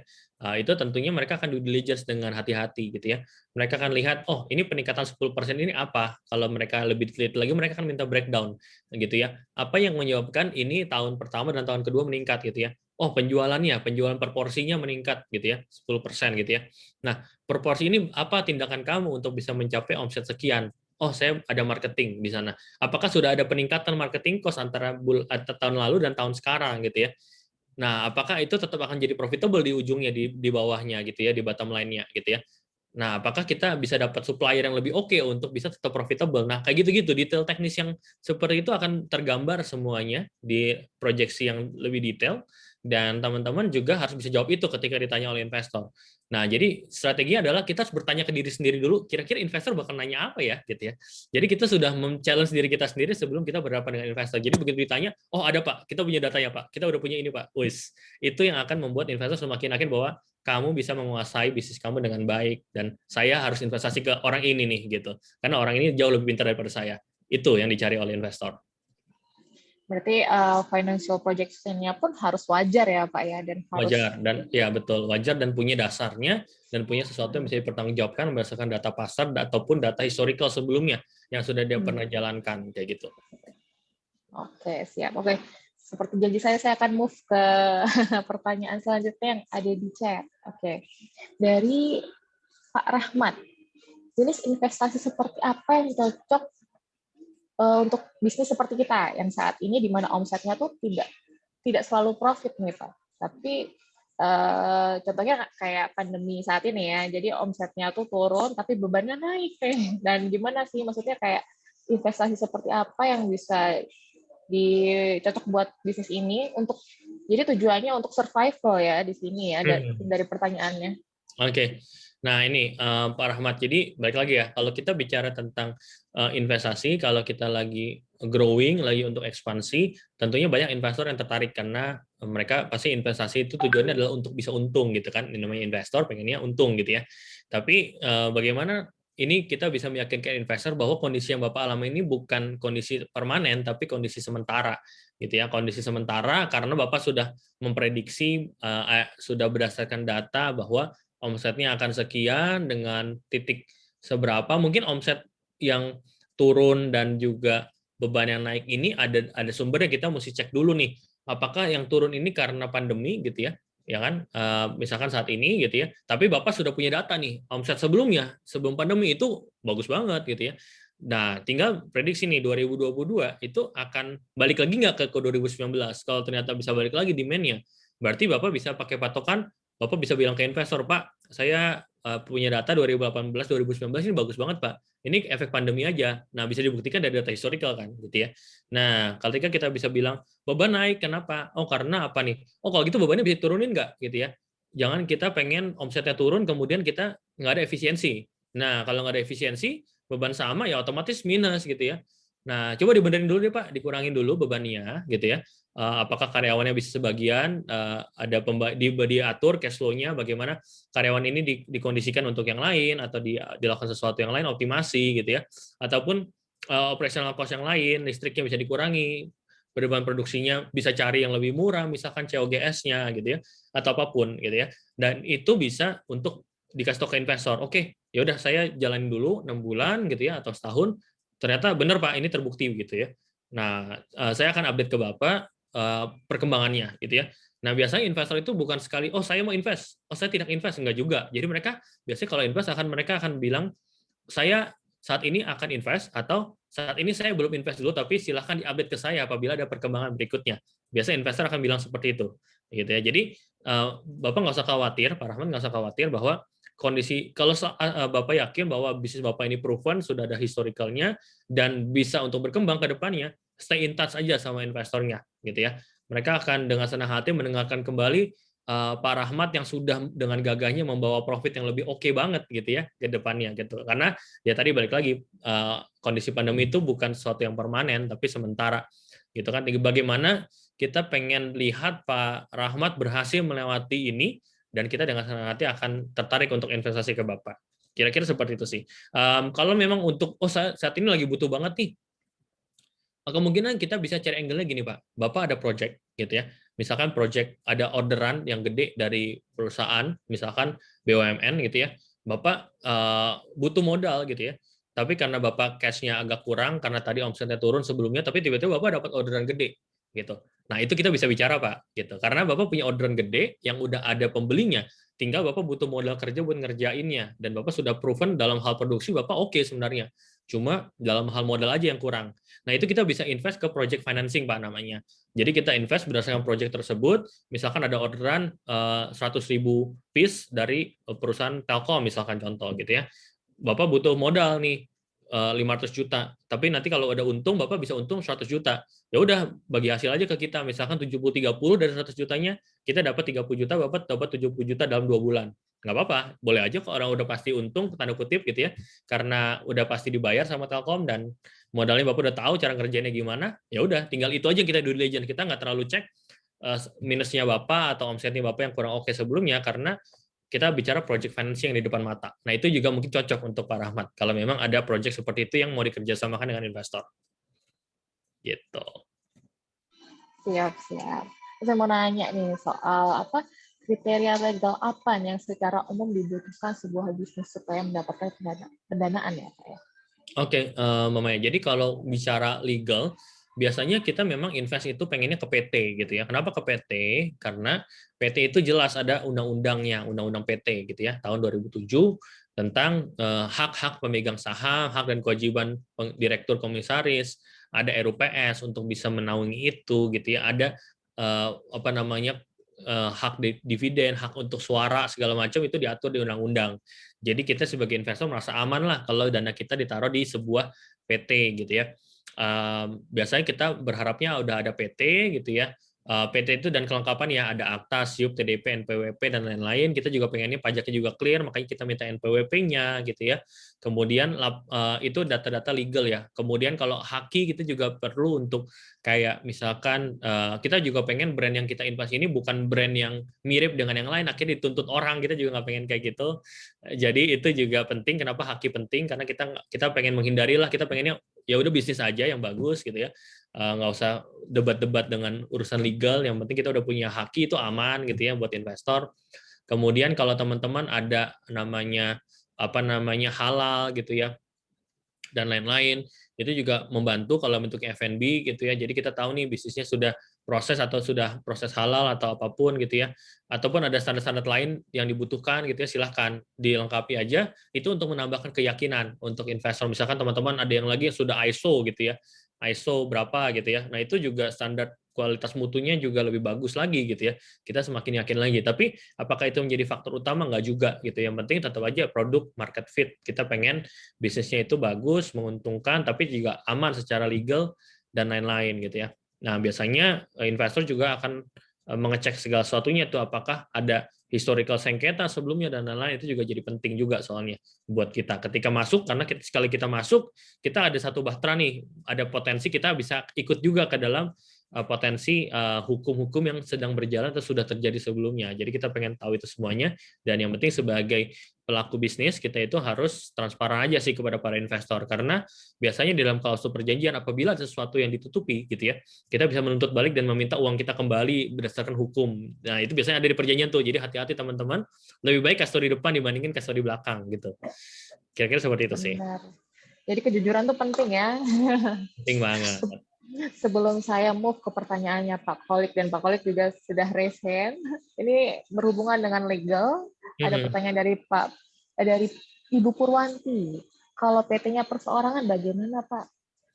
Oke, PT perseorangan itu perlu dicek ya, Bu Purwanti, bahwa PT perseorangan seperti apa. Kalau PT perseorangan itu ada dimaksud adalah yang undang-undang PT baru yang hanya bisa satu orang aja yang jadi direktur, itu harusnya selama itu badan hukumnya PT perseroan terbatas itu no issue. Tinggal nanti kita masuk aja sebagai pemegang saham existing gitu ya, di perusahaannya Ibu Purwanti gitu ya. Nah itu nggak ada masalah sih. Yang penting kalau biasanya investor di Indonesia itu mostly akan invest di PT sih, seperti itu. Baik itu perorangan ataupun yang dengan pemegang saham yang lain, silahkan aja, nanti kita akan due diligence sih berdasarkan legalnya seperti apa. Biasanya ada orang legalnya yang akan mengecek segala sesuatunya kayak gitu. Baik, nah ini Pak Kolik, saya sudah mencatat pertanyaan Bapak yang ada di chat. Apakah Bapak mau langsung bertanya? Boleh di-unmute, nggak apa-apa, silakan. Oke, iya, soalnya yang ditulis tadi udah sedikit dibahas juga oleh Terjawab Pak ya? Vincent. Iya, Oh, jadi oke, silakan, ada silakan. mungkin pertanyaan tambahannya. Salam kenal Pak Vincent, saya Holik. Saat ini saya membangun bisnis juga gitu di namanya Sayuran Pagi. Kita bisnis di sayuran hidroponik. Jadi dan sudah berbentuk PT juga sebenarnya. Nah, yang pengen saya tanyakan saat ini kan kayak Sayuran Pagi itu sebenarnya secara omset itu juga alhamdulillah tahun kemarin naik sekitar 20x ya, karena memang kita lagi crack pasar gitu kan.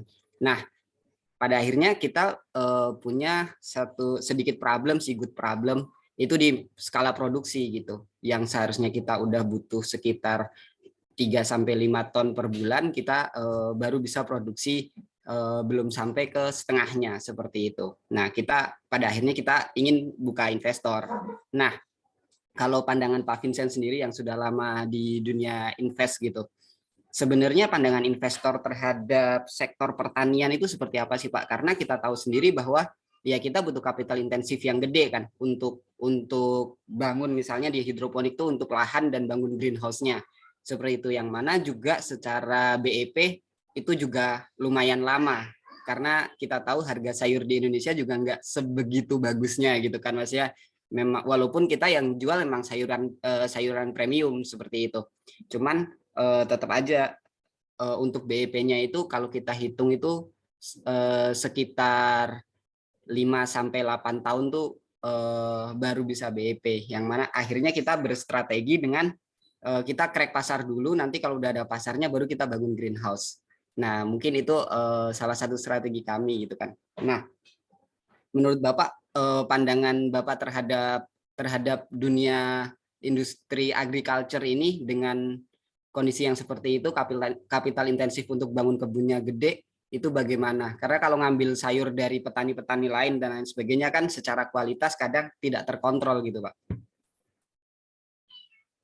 Oke, ya Pak Kolik, thank you pertanyaannya. Jadi memang investor itu beda-beda sih Pak. Jadi memang appetite investor yang beda-beda, thesis investor itu biasanya beda-beda juga gitu ya. Ada memang investor yang tipenya investnya ke food service, ada investnya juga ke hulu, misalnya tadi ke pertanian, agrikultur gitu ya. Mereka punya pertimbangan itu beda-beda Pak biasanya gitu ya.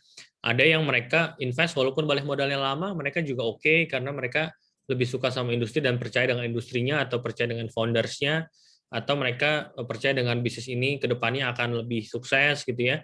Secara marketnya itu juga bisa ada yang seperti itu. Jadi memang kuncinya adalah di pencarian investor yang sesuai dengan profil bisnisnya Bapak dan profilnya dia sebagai investor gitu ya. Mandat investasi itu beda-beda setiap venture capital, setiap platform, setiap investor itu beda-beda biasanya gitu ya. Tapi kalau kita bicara tentang industri pertanian gitu ya. Nah, ini kita perlu cek secara detail sih Pak. Misalkan dari sisi selama ini Bapak ada distribusinya kemana aja misalnya. Kemudian cost daripada penggunaan maksudnya kan kalau Bapak bikin pertanian itu kan berarti ada tadi selain capex yang greenhouse segala macam, ada juga kebutuhan untuk maintenance-nya kan, untuk misalkan pupuk dan lain-lain gitu ya, atau hidroponik ada obatnya dan lain-lain gitu ya. Nah, itu dihitung-hitung kemudian di bagian mana nih yang bisa untuk dioptimasi misalkan gitu ya. Jadi bisa jadi balik modal yang 5 sampai 8 tahun itu dengan konsep pengetahuan sementara Bapak yang waktu itu belum ada akses pasar yang besar misalkan gitu ya, atau belum ada bagaimana bisa mengoptimalkan teknologi misalnya gitu ya, untuk bisa ternyata bisa double ataupun triple gitu ya hasilnya. Nah, itu hal-hal itu yang nanti akan dibedah Pak, duduk bareng bersama investor. Kemungkinan harus cari investor yang memang pengalaman di dunia agriculture dan mereka bisa kasih bantuan kepada Bapak bukan cuma modal tapi juga strategic value. Misalkan mereka punya perusahaan pengelola sayur gitu yang sudah sangat besar. Itu akan lebih cocok dibandingkan dengan investor kasih uang aja. Karena mereka udah tahu nih, oh saya udah tahu jualannya gimana, kamu tinggal urus produksinya aja misalnya. Jadi nanti saya yang beli semuanya aja misalnya gitu. Nah, itu akan jadi menarik Pak gitu. Jadi memang beda-beda dan memang kita harus cari, kalau saran saya di early stage ini Bapak cari yang memang bukan cuma nyari BEP tadi gitu ya, Ya. tapi nyari yang memang bisa bantuin Bapak untuk bisnisnya semakin growing gitu Pak. Kira-kira seperti itu Pak. Oke, sama satu lagi mungkin Mbak ya, sorry. Tadi kan aku sempat lihat Bizer ya Pak, Ya. yang punya Pak Vincent gitu. Nah, kalau menurut Bapak dengan kebutuhan untuk membangun kebun dan lain sebagainya dengan pasar yang sudah ada, itu kalau di Bizer gimana Pak? Maksudnya dengan model yang peer-to-peer lending ataupun yang tadi security crowdfunding itu. Nah, menurut Bapak kalau di bidang agri, kalau saya lihat karena kan di bidang agriculture-nya itu lebih ke memang produksi kayak misalkan ikan atau udang yang memang secara nilai jual dan ininya cepat gitu. Sedangkan kalau kayak sayur kan memang ya secara harga secara ini kan memang masih jauh ya dari binatang-binatang ya karena kita tumbuhan gitu. Nah, kalau dari Pak Vincent gimana untuk maksudnya kalau misalkan yang selama ini gitu udah adakah yang masuk gitu untuk misalnya sayuran ataupun produk-produk tanaman seperti itu Pak? Oh iya. Di Bizer. Oke, boleh Pak Kolik. Jadi untuk di Bizer sendiri biasanya kita akan cek misalkan agriculture ya, kita akan cek dari pengalaman tadi Pak Kolik sudah berapa lama menjalankan bisnisnya, misalkan dari tahun berapa Pak bisnisnya? Kita mulai start 2018 tapi beroperasi as PT itu di 2020. 2020 ya. Oke, nanti Ya. kita akan cek laporan keuangannya selama ini, pengalaman usaha Bapak seperti apa, gitu ya, omsetnya seperti apa, gitu ya. Nah, nanti kita akan cek juga proses bisnisnya Bapak, kendalanya ada di mana, potensi seperti apa. Dengan pendanaan ini Bapak bisa mencapai titik apa berdasarkan data yang mana, gitu ya. Nanti kita akan cek secara detail. Nanti tinggal Bapak bisa memilih apakah kita mau kerjasama, langsung kita masuk invest ke saham, jadi kita jadi salah satu pemegang saham dari perusahaan Bapak, gitu ya, ataupun kita masuknya di project financing, Pak. Misalnya Bapak udah ada orderan, gitu ya, tapi Bapak butuh produksi yang lebih besar untuk mencapai orderan tersebut. Nah, itu biasanya juga kita bisa bentuk yang bentuknya obligasi atau sukuk, yang memang bentuknya project financing. Setelah project selesai, nanti modal plus bagi hasilnya sudah dikembalikan, gitu ya. Itu juga bisa.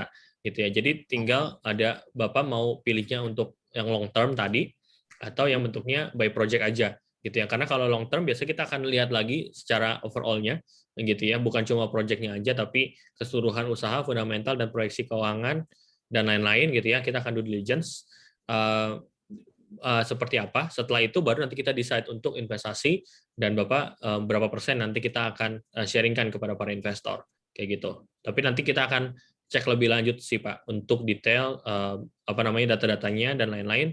Bapak silakan aja langsung bisa ajukan langsung di aplikasi Bizer ataupun di website kita di bizer.id untuk di bagian ajukan pendanaan Pak. Nanti kita bisa ngobrol lebih lanjut seperti itu. Oke, siap.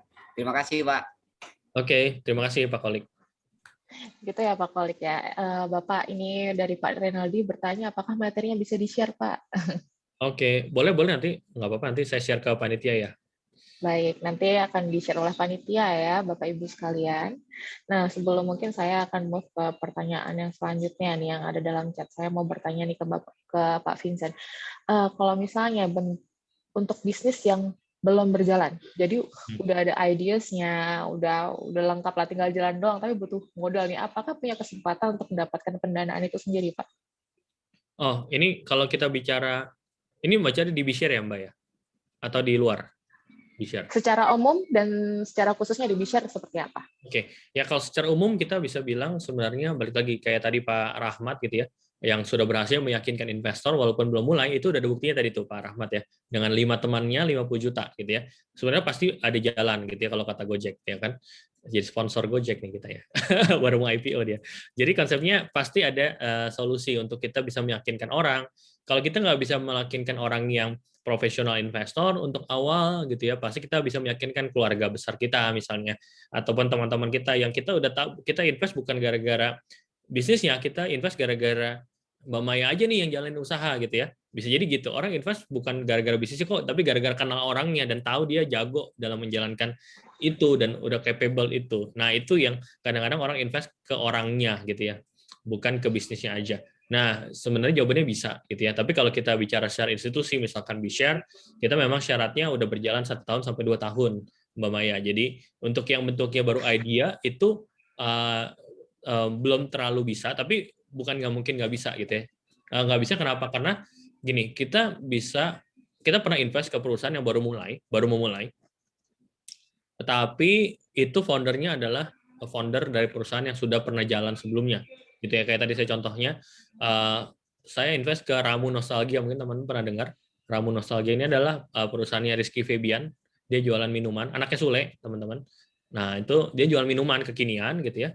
Tapi co-foundersnya adalah Doni Sorselli sama Danu Pramono di ST Indonesia. Dia udah pernah punya brand sejenis yang bentuknya minuman, yang sudah sukses di bidangnya, tapi sekarang dia bikin cabang ataupun brand lain yang sejenis yang mirip tapi beda style gitu ya. Nah, itu kita bisa invest karena kita balik lagi kita invest ke orangnya, kita invest di expertise-nya. Apapun yang dia bikin dengan produknya minuman kekinian, ya orang-orang udah tahu lah pasti kurang lebih sukses sejenis itulah gitu. Nah, itu kalau teman-teman punya idea dan teman-teman sudah sukses dan proven sebelumnya, ya kita bisa ngobrol lebih lanjut karena kita sudah ada track record-nya, walaupun bukan di perusahaan itu tapi di perusahaan lain sejenis yang bisa jadi benchmark untuk kita buat invest. Kayak gitu sih, Mbak Maya. Baik, terima kasih, Mbak. Berarti experience itu juga dinilai ya. Betul. Oke. Seperti janji saya akan move ke pertanyaan dari Pak Eko. Apakah bisa investor food dialihkan ke produk mineral? Oke. Berarti ini ceritanya investor food dialihkan ke produk mineral. Berarti maksudnya ketika kita sudah investasi gitu ya, dialihkan gitu penggunaan dananya ya, Pak Eko ya. Nah, ini mungkin kalau seperti itu yang dimaksud Pak Eko, itu kita harus ngobrol sih sama investornya gitu ya. Karena jangan sampai kita invest ke sebuah perusahaan yang tadinya F&B tiba-tiba berubah jadi tambang gitu ya. Nah, itu kan istilahnya berbeda dengan janji yang ngomongin di awal pada saat perjanjian gitu ya. Nah, itu benar-benar harus approval dulu tuh dari si investornya. Karena biasanya di perjanjian investasi namanya ya, itu ada tentang klausul itu bahwa ketika ada perubahan tentang bidang usaha itu wajib mendapatkan persetujuan dari investor. Itu ada gitu ya. Karena orang invest berdasarkan bisnis kita saat itu gitu ya. Dan ketika kita mau move ke sebuah kayak tadi Pak Rahmat misalkan mau pindah ke industri lain, itu harus approval dulu investor loh gitu. Kalau enggak nanti dia bisa minta uangnya kembali gitu. Karena saya bukan invest ke perusahaan mineral kok, saya investnya ke perusahaan food gitu. Kamu jangan sembarangan dong kayak gitu. Pasti orang akan berpikir seperti itu dan akan men-challenge Bapak dengan perjanjian yang sudah ditandatangan itu. Gitu. Jadi investor itu sangat hati-hati dan semuanya dicantumin di perjanjian. Jadi kita harus sudah bisa siap-siap dan harus comply juga. Jangan sampai nanti kita melakukan sesuatu yang akhirnya melanggar daripada perjanjian itu sendiri dan melanggar hukum seperti itu. Baiklah, ini ada pertanyaan dari Pak Mario. Sebenarnya pertanyaan serupa dengan pertanyaan saya ya. Bisa berminat untuk invest ke bisnis yang masih konsep dan baru memiliki produk nggak ya? Tadi sudah terjawab ya Pak Mario ya. Oke. Lalu ini ada pertanyaan di chat terakhir dari Ibu Maya yang lain ini ya, Ibu Maya. Kalau misal kita sudah pernah memulai dan besar sebelum pandemi, namun kenyataan harus tutup akibat pandemi dan saat ini kita mau mulai kembali, artinya masih ada peluang bisa diinvest nggak ya Pak? Karena usaha kami restoran dan ada beberapa cabang harus tutup karena biaya operasional dan sewa tidak bisa mengimbangi sales saat pandemi. Oke. Ya, Mbak Maya. Jadi konsepnya kalau di invest itu biasanya kita akan cek nih Pak, Ibu. Jadi dari data historicalnya sebelum pandemi itu seperti apa, dan nanti setelah pandemi itu seperti apa gitu ya. Idealnya adalah ketika kita mau jalanin sendiri yang baru gitu ya, pada saat udah mau buka lagi itu udah ada, dibuka dulu, dites gitu ya. Udah benar-benar bisa jalan nggak gitu ya. Misalkan dengan modal sendiri dulu 1 bulan dengan seadanya, yang penting bisa buka dulu 1 outlet gitu ya, 2 outlet, kita bisa lihat oh sudah growing gitu ya. Nah, itu di titik yang itu kita baru bagus untuk minta ke investor sebenarnya. Karena investor itu kan ada jeda nih gitu ya, dari yang sebelumnya kemudian jeda. Nah, ini belum ada nih, jadi gambling gitu ya. Investor itu gambling. Kalau misalkan sudah ada sedikit bukti atau tanda kutip udah ada traction gitu ya, bahwa ini sudah mulai growing lagi, saya butuh modal tambahan untuk buka cabang-cabang yang lain, udah ada pilot project, saya buka lagi 1 dan ternyata itu bagus, itu silakan gitu ya. Kalau memang itu belum, balik lagi tergantung investornya, apakah dia trust dengan bisnisnya Ibu, dengan industrinya, dengan historical sebelumnya, yang menjadikan patokan dia kalau buka lagi kurang lebih mirip gitu ya. Kalau memang bisa, it's okay. Balik lagi tergantung brandnya, tergantung kepercayaan investor terhadap usahanya Ibu gitu ya, dan bagaimana profilnya Ibu bisa meyakinkan dia untuk bisa investasi ke bisnis Ibu gitu ya. Gitu. Jadi jawabannya kalau pertanyaan masih ada peluang, masih ada peluang gitu ya. Tinggal bagaimana strategi kita meyakinkan investor dan juga bagaimana kita bisa memberikan data-data traction yang mendukung untuk bisa semakin mudah investor itu membuat yakin investasi tempat Ibu, kayak gitu sih. Baik, terjawab ya Ibu Maya. Saya manggil diri saya sendiri nih. Saya mau bertanya tentang due diligence di B-Share sendiri. Itu due diligence itu makan waktu rata-rata berapa lama? Atau yang paling cepat itu berapa lama, Pak? Lalu selama due diligence itu sebenarnya mungkin boleh spill garis merahnya yang dilakukan itu sebenarnya yang dicek apa aja sih, Pak? Oke. Nah kalau di B-Share sendiri biasanya kita itu SOP kita adalah 5 hari kerja setelah data lengkap, Mbak Maya. Jadi data itu apa aja? Data itu tadi kita cek finansialnya. Tadi kalau yang saya bilang data room ya, data room tadi yang saya jelasin itu ada legalitas gitu ya. Kalau memang sudah ada, kalau memang belum ada kita akan minta laporan keuangan setahun. Ya, laporan keuangan itu kalau lebih lengkap lebih bagus, misalkan udah ada laba rugi, ada neraca, cash flow itu lebih bagus, tapi minimum adalah laba rugi gitu ya. Kita bisa lihat sebenarnya perusahaannya Mbak Maya itu misalkan atau Bapak Ibu sekalian itu seperti apa sih keuangannya gitu ya, pencatatannya dan lain-lain. Kemudian kita akan lihat juga tentang tadi ya, banyak faktor yang tadi investment deck itu mesti kita lihat seperti apa sih usahanya, produknya seperti apa sih, problem yang mau di-solve itu seperti apa, market size seperti apa, itu akan menjadi satu kesatuan deck ataupun kita bilangnya prospektus. Ini nanti kita juga sampaikan kepada para investor gitu ya, untuk bisa berinvestasi ke perusahaan Bapak Ibu gitu ya. Jadi konsepnya kita akan cek tadi finansialnya sudah oke, legalnya kalau udah finansial oke, legalnya harus sudah oke juga, dan data-data yang tadi dibutuhkan untuk bisa meyakinkan investor dalam deck itu sudah lengkap. Nah, setelah itu kita baru kebutuhan dananya berapa, RAB-nya seperti apa, mau sharing-nya berapa persen ke investor, nanti kita hitung-hitung, masuk nih balik modalnya sekian, sesuai dengan ekspektasi investor, kita akan invest gitu. Dan konsepnya setelah itu kita akan tawarkan kepada masyarakat karena kita bentuknya securities crowdfunding ya. Jadi kita tawarkan kepada masyarakat, kepada investor kita ada 141.000 investor yang mereka siap untuk berinvestasi ke perusahaannya Bapak Ibu setelah lolos due diligence tadi gitu ya.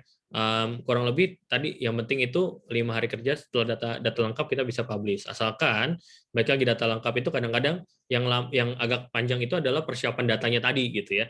Sebenarnya kalau kita udah ready mah cepat gitu ya. Yang penting datanya tadi kadang ada yang kurang segala macam, jadi kita mesti request lagi dan lain-lain gitu. Jadi itu jadi tantangannya, tapi nggak masalah. Jadi teman-teman bisa coba dulu aja untuk dilengkapi gitu ya. Nanti kalau teman-teman butuh bantuan, kita juga ada timnya juga untuk membantu persiapan data-datanya dan lain sebagainya. Kalau belum lengkap, jadi teman-teman bisa tetap bisa berhasil untuk mendapatkan pendanaan kayak gitu sih.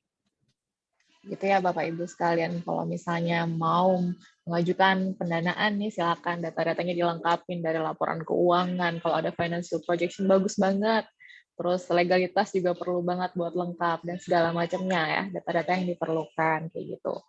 Nah, Di chat ini ada pertanyaan tambahan dari Pak Eko. Terima kasih penjelasannya Pak Vincent. Tanya lagi nih, saya mulai catat keuangan penjualan pertengahan tahun September 2021 sampai sekarang. Sedangkan di web minta catatan keuangan 12 bulan terakhir. Gimana nih Pak solusinya? Saya catat di Lamikro dan buku warung. Oke, ya Pak Eko. Jadi konsepnya nggak apa-apa. Nanti kita akan Bapak coba samain dulu yang 6 bulan terakhir gitu ya. Tapi biasanya kita akan butuh 1 tahun terakhir sih Pak. Jadi kemungkinan kita akan pantau dulu Bapak sampai 12 bulan gitu ya, supaya kita bisa lihat performance dari sebuah perusahaan Bapak itu selama lengkap dalam kacamata 1 tahun Pak. Gitu. Kalau nanti September, berarti September ke September kita akan lihat seperti apa trennya gitu ya. Karena biasanya investor perlu ketahui kadang-kadang, oh kalau di bulan Februari misalkan kalau yang bentuknya B2C atau retail kan lagi turun karena harinya cuma 28 gitu ya, bukan berarti bisa jelek tapi harinya yang lagi turun. Tapi kalau misalkan ternyata di bulan Maret April ini lagi meningkat karena udah mau bulan puasa misalnya gitu, udah lebaran, itu akan growing. Nah siklus itu akan kelihatan setelah 1 tahun, misalkan di akhir tahun seperti apa, di bulan Desember dan lain-lain, di awal tahun, di pertengahan tahun seperti apa. Nah itu tujuannya laporan keuangan 12 bulan gitu. Tapi kalau nanti Bapak mau paralel coba dimasukin dulu, kita kenalan dulu, kita ngobrol-ngobrol dulu, nggak apa-apa gitu. Tapi nanti kita akan pantau dulu selama 12 bulan sih minimum untuk bisa kita decide untuk bisa proses pendanaan kayak gitu Pak Eko. Betul ya Pak Eko ya, terjawab ya. Silakan dideketin lagi di share-nya supaya dipantau lagi selama 12 bulan nih bisnisnya seperti apa. Dan jangan lupa untuk manajemen biaya juga ya Bapak Ibu sekalian. Oke. Nah, saya mau bertanya nih Pak Vincent. Dari tadi kita kan ada keluar istilah balik modal. Suatu saat saya menerima pertanyaan seperti ini. Balik modal itu apakah saya harus mengembalikan uangnya investor? Konsep balik modal itu seperti apa sebenarnya Pak Vincent? Oke, ya sebenarnya kalau bicara balik modal itu kalau kacamata investor kan sebenarnya balik modal dari dividen yang sudah dibagikan ya.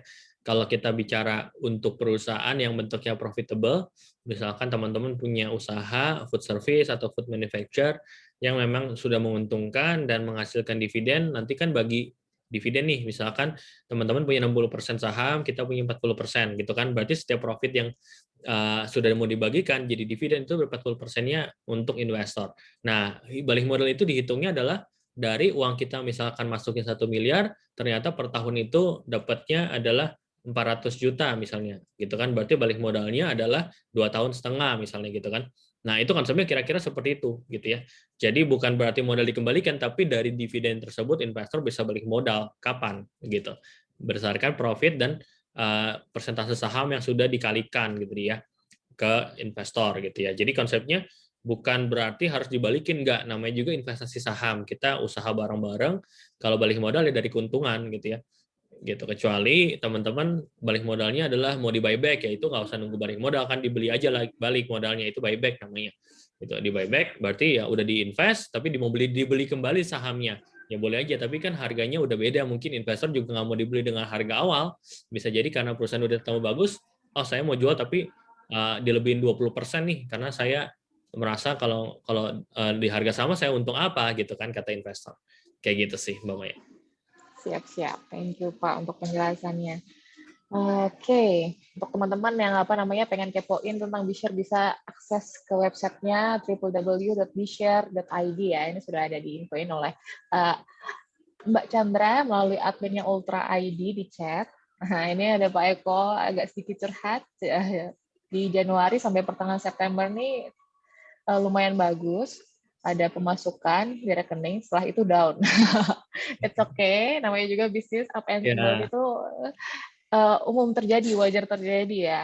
Yang penting gimana kita mengantisipasi sebelum down itu terjadi. That's why kita nggak boleh boros-boros juga dari segi biaya gitu. Oke, sepertinya apakah ada pertanyaan lagi sebelum saya memberikan pertanyaan terakhir kepada Pak Vincent? Saya akan bertanya tentang valuasi. Tadi adalah salah satu metode untuk ngitung valuasinya, yaitu metrik multiplier. Nah, saya pengen tahu menentukan faktor kalinya itu seperti apa, Pak? Oke. Nah, kalau kita bicara matrix multiplier itu adalah tergantung industrinya, tergantung matriks apa yang kita mau kalikan gitu ya sebagai bentuk apa namanya benchmarking gitu ya. Ketika kita bicara bentuknya adalah misalkan F&B gitu ya. Nah, kita perlu lihat nih, oke, kita pakai patokannya apa? Oke, jumlah transaksi misalkan sales gitu ya. Nah, setahun itu sales-nya itu faktor kalinya misalkan 2 kali gitu ya contoh. 2 kali itu dasar dari mana gitu ya. Dasar dari mana? Kita lihat nih. Oke, begitu kita sales 2 kali, valuasinya misalkan tadi sales 1 miliar, berarti jangan harga perusahaannya 2 miliar gitu ya. Tapi profitnya marginnya ternyata 10% gitu ya. Marginnya ternyata 10%. Cuma untungnya adalah 200 juta gitu ya. 100 juta gitu ya. Dengan 100 juta tersebut gitu ya. Berarti kalau kita investnya adalah misalkan teman-teman butuhnya adalah misalkan 100 juta gitu ya. Teman-teman butuhnya adalah 200 juta misalnya tadi kebutuhan dananya dengan nilai nominal 2 miliar valuasi berarti 10% gitu kan. Nah, berarti 10% itu balik modal dalam berapa lama gitu? 10 tahun berarti. Nah, 10 tahun itu apakah make sense untuk investor gitu. Jadi akan dilihat juga dari sananya Mbak Maya. Jadi oke, valuasi kita itu apakah kalau 2 kali jadi kegedean gitu kan. Apakah kalau kayak gitu nggak kegedean, tapi kita harus share lebih banyak kepada para investor gitu ya, supaya walaupun kita tadi sharingnya tadi valuasi 2 miliar, misalkan jangan 2 miliar deh valuasinya jadi 1,5 kali aja 1,5 miliar gitu ya. Tapi investor balik modal jadi lebih cepat dan lebih menarik buat investor kayak gitu. Jadi balik lagi cara yang paling gampangnya memang adalah dengan kita coba hitung-hitung sendiri tadi make sense nggak buat investor, sama dilihat di tempat-tempat lain itu industrinya seperti apa sih dengan industri yang mirip. Tadi kita bisa ambil contoh yang tadi kayak bentuknya comparison tadi gitu ya, untuk bisa mengetahui kira-kira multiplier yang cocok itu di angka berapa gitu. Nah, jadi memang nggak ada patokan baku, tapi dengan kita nyontek itu lebih mudah gitu ya. Biasanya itu lihatnya dari pengalaman sih Mbak Maya. Oh, kayak industri ini 3 kali gitu, industri ini 2 kali gitu. Tapi itu cuma contekan sementara aja, tapi nggak baku juga. Nah, gitu. Balik lagi ujung-ujungnya ke negosiasi tadi dan make sense nggak untuk investor dan untuk si pelaku bisnisnya. Kayak gitu sih Mbak Maya. Baiklah, terima kasih untuk penjelasannya Pak Vincent. Apakah ada yang mau bertanya lagi? Mungkin ada yang mau bertanya? Tidak ada? Oke.